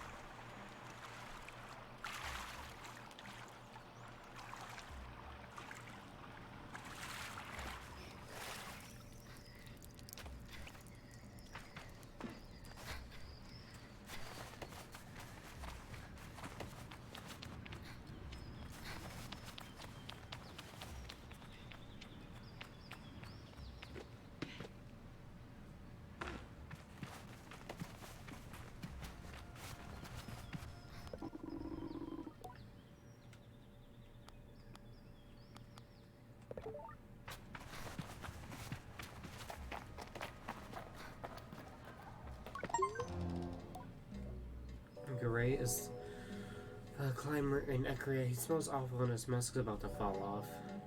Some questions about the power cut. He scratches himself and spits on the ground before giving me a shrug. Any idea who might have taken the core? Garay smells. It is not the worst or most pungent smell, not rot or bile or anything so pointedly awful. No, Gary's smell is like old dust tinged with stale oil and ground into the fabric of old garments or buried under fingernails. It clings to him and I turn away just a little as he answers me. Heard about a big sale going down in the Sarai recently. Not sure what, but it caused a stir, let's say. Whatever it is, it's long gone by now. He shrugs, and so I press him a little further, asking if he had any idea who the seller was. As far as I heard, it was some machinist with a mushroom habit. Not sure how true that is, but let's say it's come up a few times. Could this machinist be Hamza? I add him to the list of suspects. I could ask him more questions. Cafe. Cross my arms mostly out of impatience, but it seems to work on Garay somehow. Alright, I got in a little scrap. Is that what you wanted to hear? Nothing to do with anything, and probably not your business, but sure. Had a fight, power went out, broke it up. I keep my arms crossed. End of story. I got nothing else. He stares at me for a few seconds, and I mistake it for a consideration before I realize he's looking at me like I'm stupid. I don't name names, and even if I did, beats me who did this, but more power to him, I say. There's a pause, then he laughs loudly. You get it? More power to him? I muster a false laugh for him, but it almost seems to offend. He waves me off. Should probably check back with Sandip to see if the new power core is ready.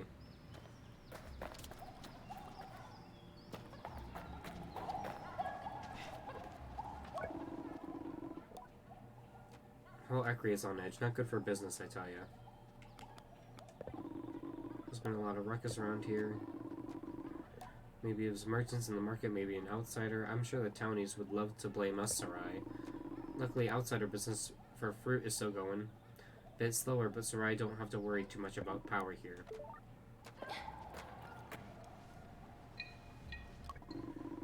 I'll wait for you to get the mask.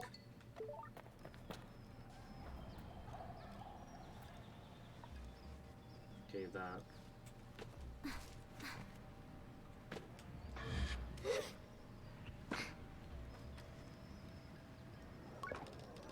Sandip rocks from the balls of his feet to the heels and back, pleased. Good news, Hamza finished his work on the spare power core. I could use your help with it if you have a moment. Yep. Perfect. I'd like to take you to the new core to the atomic cart and plug it in. And while you're there, see if you can't pick up on any clues about who might have stolen the original, yeah? You came to the right glider. I cross my arms, give him a coolly confident nod. He nods back. I had a feeling about you the moment I saw you. That air of mystery tells me you know how to follow a lead or dig up your own. Hamza left a keycard for you. You need it to unlock the front door. The central chamber is protected by a security code, but I'm sure you'll find your own way in. The thief managed somehow. To get to the atomic cart, head over to the substation just outside the town and follow the power cable that runs through and under the sands. See you soon with good news. I say goodbye to Sandip. Useless, completely useless. How do we end up in a position where almost everything we rely on comes to a halt?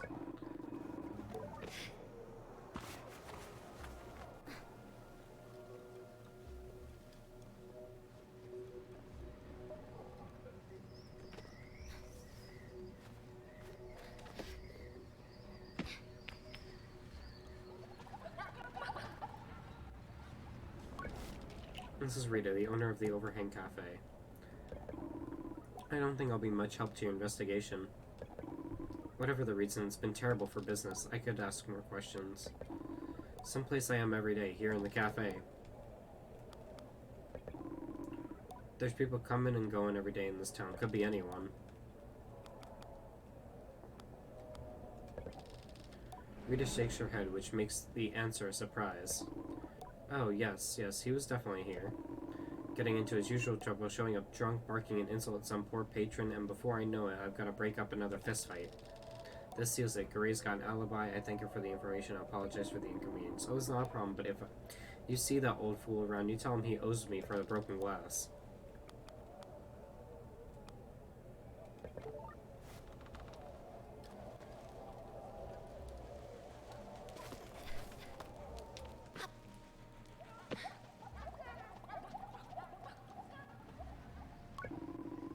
power being off means a lot of business has stopped completely, but some market traders seem to have been able to take advantage of the situation, and deliveries have been busier than ever. Aria and her kind always seem to know how to squeeze blood from a stone, but this feels like things have worked out way too well for them. Maybe don't tell anyone I said that.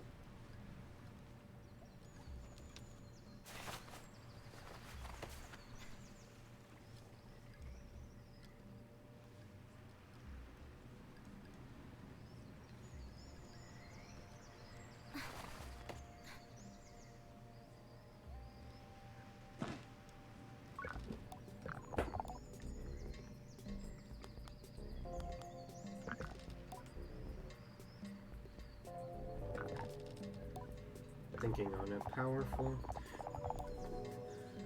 Oh wait, I told him it's just the same shit. Goodbye.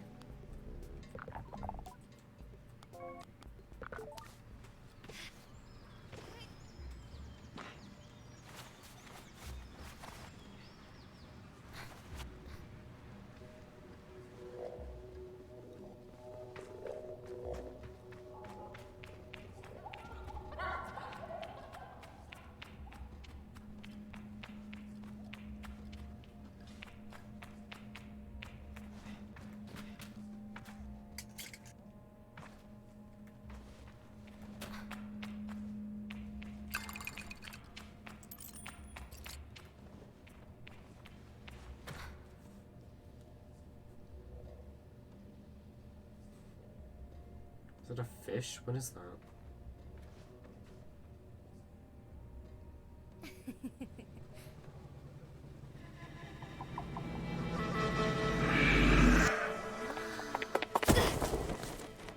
What the fuck?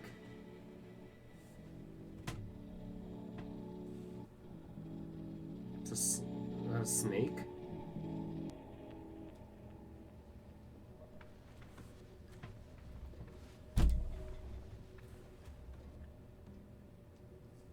You're gonna be mad at me because your fucking snake attacked me? So, do you make a habit of trying to get yourself eaten? I apologize in a flurry of murmured sorries I've met with a shake of my head. Don't say sorry to me, you're the one trying to get bitten by a worm. This girl is nosy and she's bloody strong. You shouldn't get that close unless you've had the proper training. Or else you've got food handy. But you're a glider, aren't you? So I suppose I can forgive you for a bit of clumsy worm handling. My name's Citra. I tell her I'm Sable and she offers a quick compliment to my name, which almost soothes the embarrassment burning through my ears. After that, she's all business. Now, what's brought you here, glider? Can I help with anything? I get the sense that if Citra were an animal herself, her fur might have bristled at my question. It triggers a memory where JD told me that I can sometimes be a labor in that it can sometimes be a labor in itself to explain how one needs help, and that I ought to try to see where I can be useful before I inquire. But I think I've made enough for an introduction already. Do I need help? Citra gives a moment of thought. You know what? Yes. Nosy loves a Cohen glowworm as a treat. If you could find her some, we'd both appreciate it. I tell her I think I can do that and decided better not to ask further details. I'm sure I can find something. I say goodbye to Citra. Okay.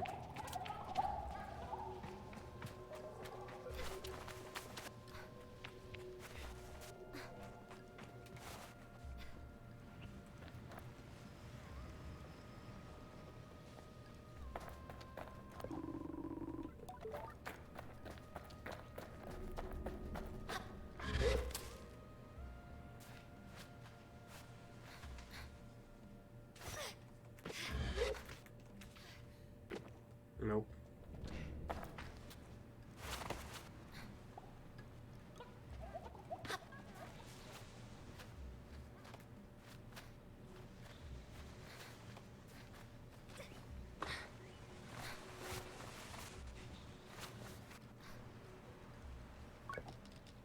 The doctor looks concerned and frustrated. This power cut all of our medical equipment, prosthetic alignment, artificial wombs. It's all going to run out of power very soon if the emergent energy doesn't come back. Those useless guards and machinists.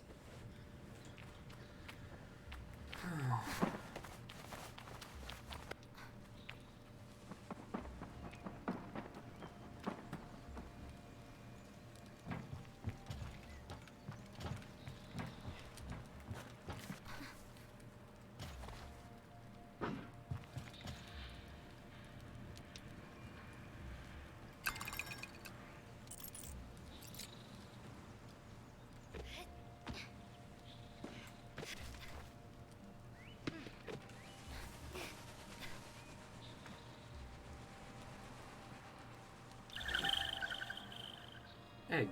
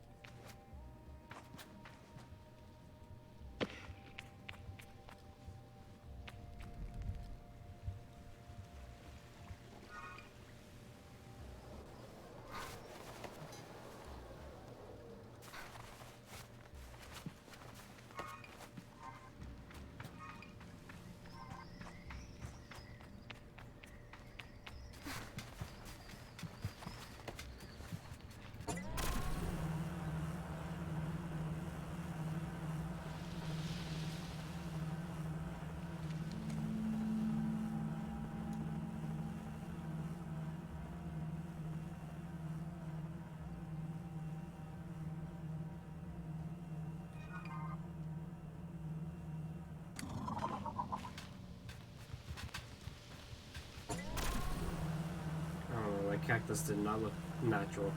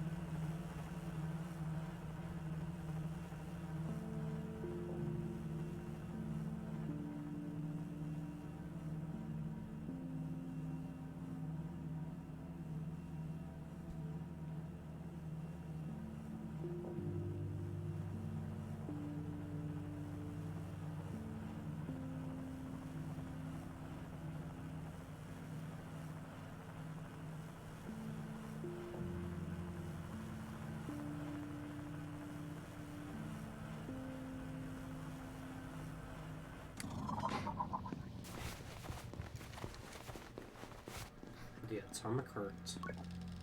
There's a slot for a keycard on the terminal. Perhaps this would unlock the door. Insert keycard.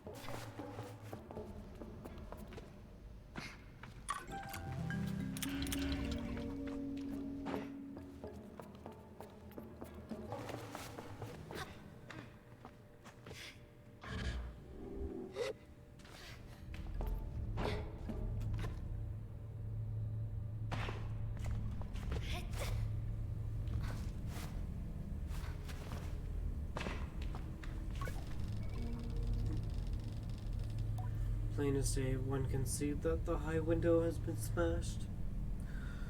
And it's wide enough for any grown person to make their way inside, though they need to be quite athletic. Most of the glass is on the outside of the chamber. It may have been smashed from the inside.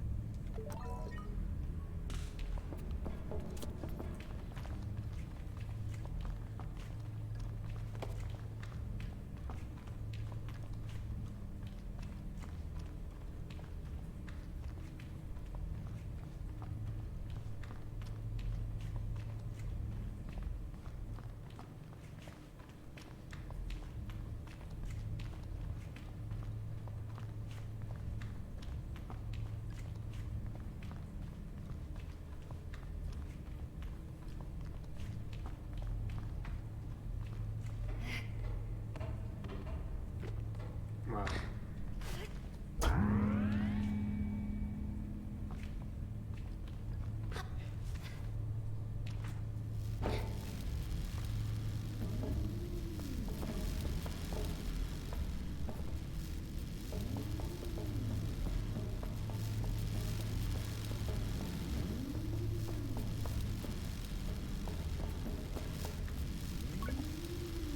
sparks shoot out from the wires around the socket, but the damage to the empty socket itself is non-existent, as far as I can tell. The culprit took care in removing the core. It makes sense. If it were to steal something so valuable, it would be delicate too. But why the torn up cables? It almost looks staged to me.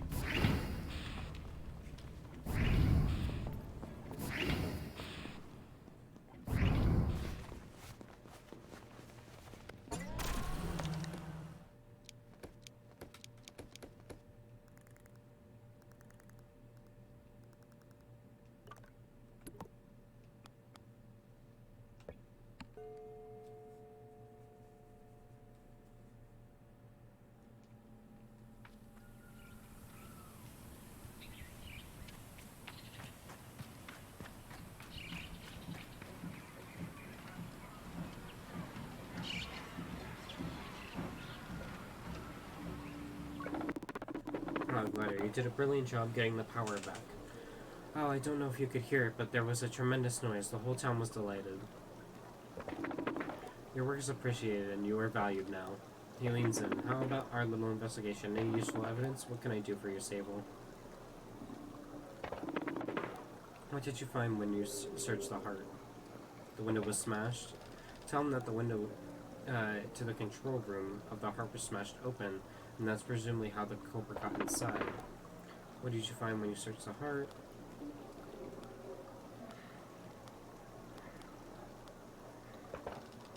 Explain that the socket for the core was in perfect condition, flawless, even to one such as myself, who is decidedly not an expert. I posit that, however, that whoever removed the core knew what they were doing and didn't want to damage it. Stand-up seems to like the sound of this.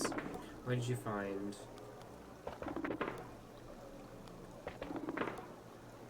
Who do you want to discuss?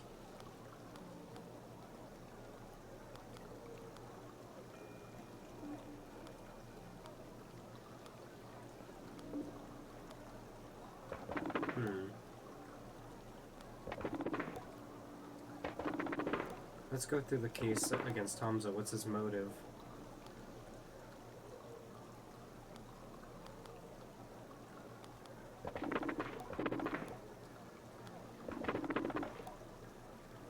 Aria is very powerful. We have a very hard time building a strong case against her. What's her motive?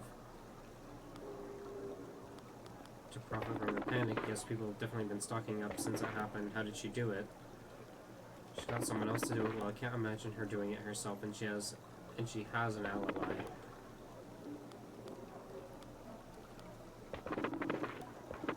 What's the motive? To bring down Ekria? That seems unlikely. The power being on difficulty. Sam doesn't seem impressed.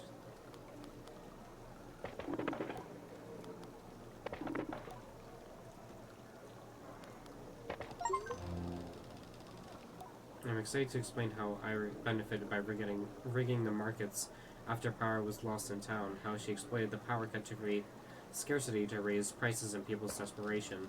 My excitement is curtailed by the way Sandip sighs halfway through my explanation. I say that I don't think Irea herself did the crime, and he looks even more resigned. My case seems to be falling apart. This is a tricky situation. I can't arrest that's not how things work in Irea. Even if you had some kind of indisputable evidence, which you don't, this isn't going anywhere. I feel deflated. Did I miss something, or was this always a fool's errand? Thanks for your help anyway, Glider May. Best don't tell anyone about our little discovery here. One last thing for your troubles. Take care, Sable.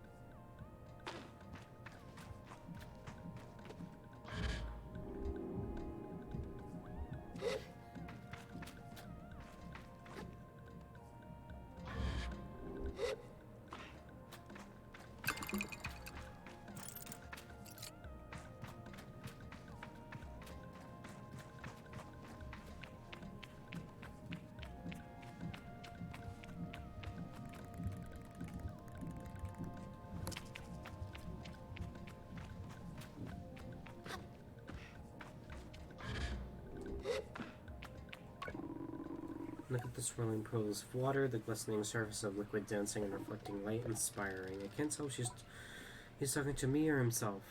I leave him be. Says always says the artists were always sort of odd.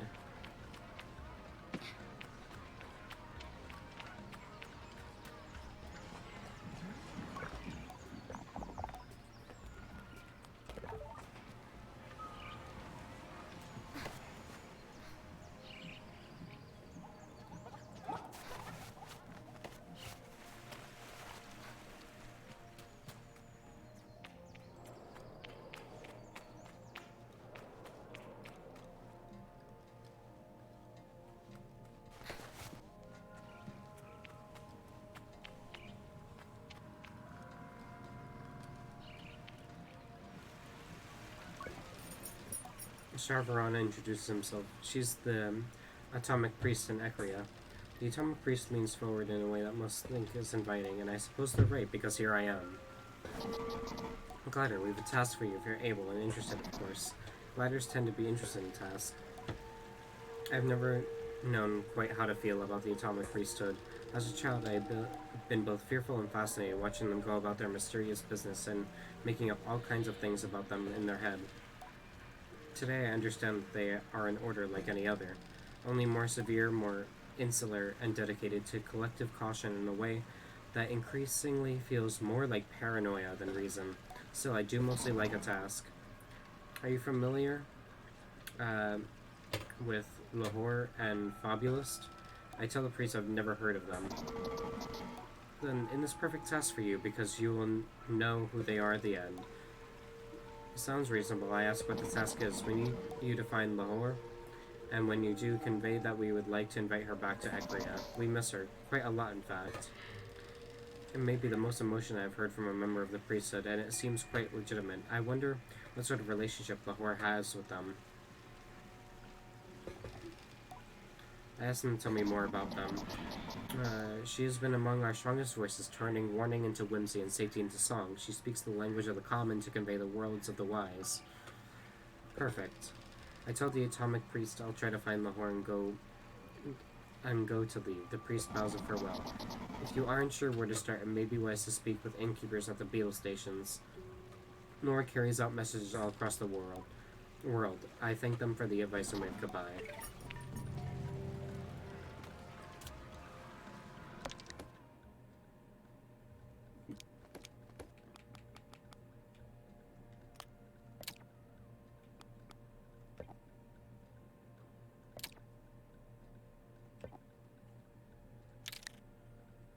Well, it's been a fun time, but I've been streaming for like 5 hours. And usually I can go longer, but I'm kind of tired. So I'm going to get going for the night. We will continue this probably tomorrow night. Yeah, I'll see you guys then. Thank you all for joining. Thanks for the people that resubbed. And thank you for the people that actually that subbed. Thank you for the gift subs, and thank you for everything else. I will see you again soon, okay? Y'all have a good night, day, morning, whatever time it is for you. Good night. Goodbye.